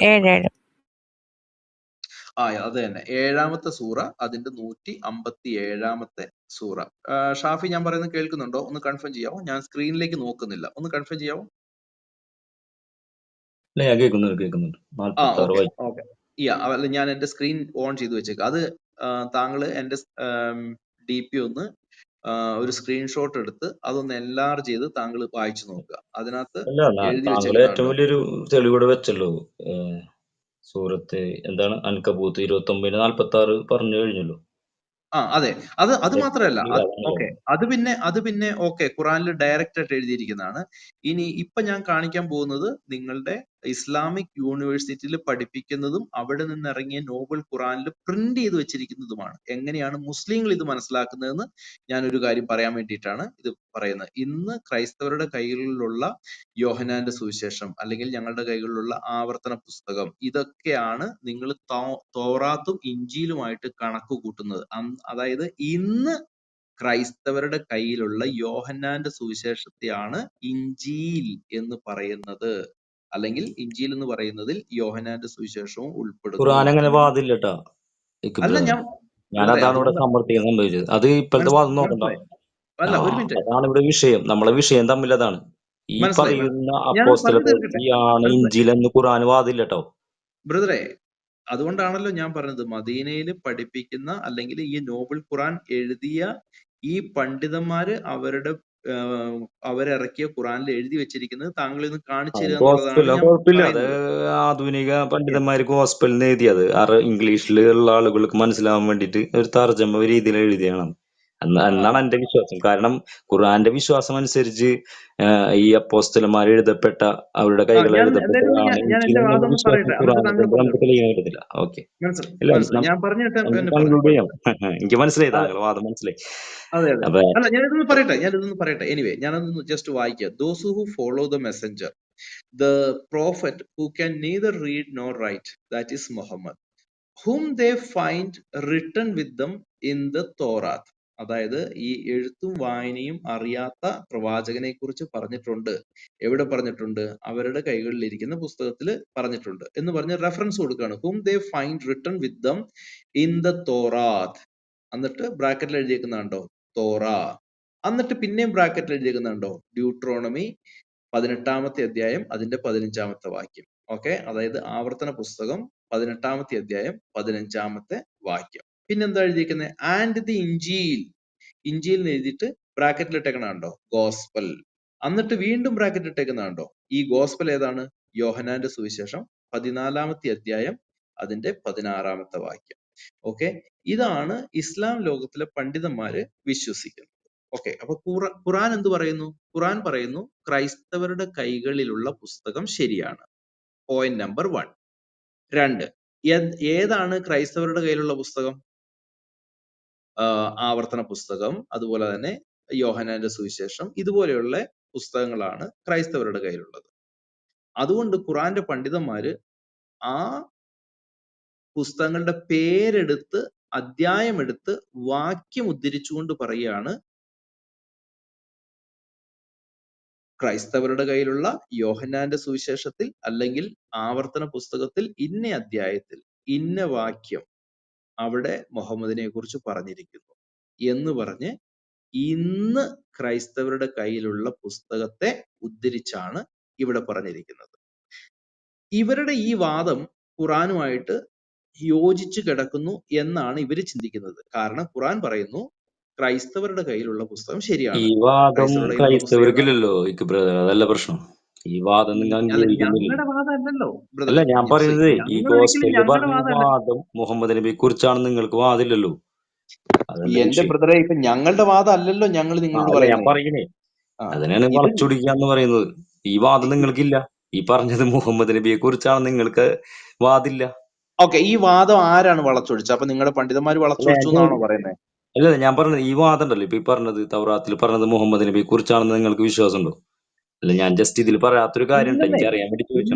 ഇല്ല, ഞങ്ങൾ എന്തിനാ ഖുറാനിൽ വിശ്വസിക്കുന്നേ ബ്രദറെ? അല്ല, ഞാൻ ചോദിച്ചു മനസ്സിലായില്ല. ഇപ്പൊ ഈ പറഞ്ഞ വാദം ഉണ്ടല്ലോ, ഇപ്പൊ അവിടെ ഹെഡിങ് അടക്കിട്ടുണ്ട്, ഏതിലാണ് ഇഞ്ചിയിൽ പഴയ നിയമത്തിൽ ഇന്ന പേജിലാണ് മുഹമ്മദ് നബിയെ കുറിച്ച് സൂചിപ്പിക്കുന്നത്, താങ്കളെ ഇവിടെ പ്രൊഫൈൽ ഇട്ടുണ്ട്. ഈ ഒരു വാദത്തെ താങ്കൾ അംഗീകരിക്കുന്നുണ്ടോ? ഇത് മുഹമ്മദ് നബിയെ കുറിച്ചാണ് പറഞ്ഞത്? ഇല്ലാന്ന് ഞാൻ പറഞ്ഞല്ലോ. അതായത് ഖുറാനില് യാ നിങ്ങൾക്ക് അല്ല പറ്റിയതിനെ നിങ്ങൾ എടുക്കുകയും നിങ്ങൾക്ക് എതിരെ വരുന്ന ആ വസ്തുതയെ നിങ്ങൾ തട്ടിമാറ്റുകയും എന്ന് പറഞ്ഞതുകൊണ്ടാണ് ഞാൻ പറഞ്ഞത്. അപ്പൊ ഇതിൽ അല്ലല്ലല്ല അത് ഞങ്ങള് നടക്കുന്നത് എന്ന് അല്ലല്ല പറയുന്നത് നേരത്തെ ഞാൻ ഞാനൊരു പറഞ്ഞില്ല. കാര്യം പറയാം.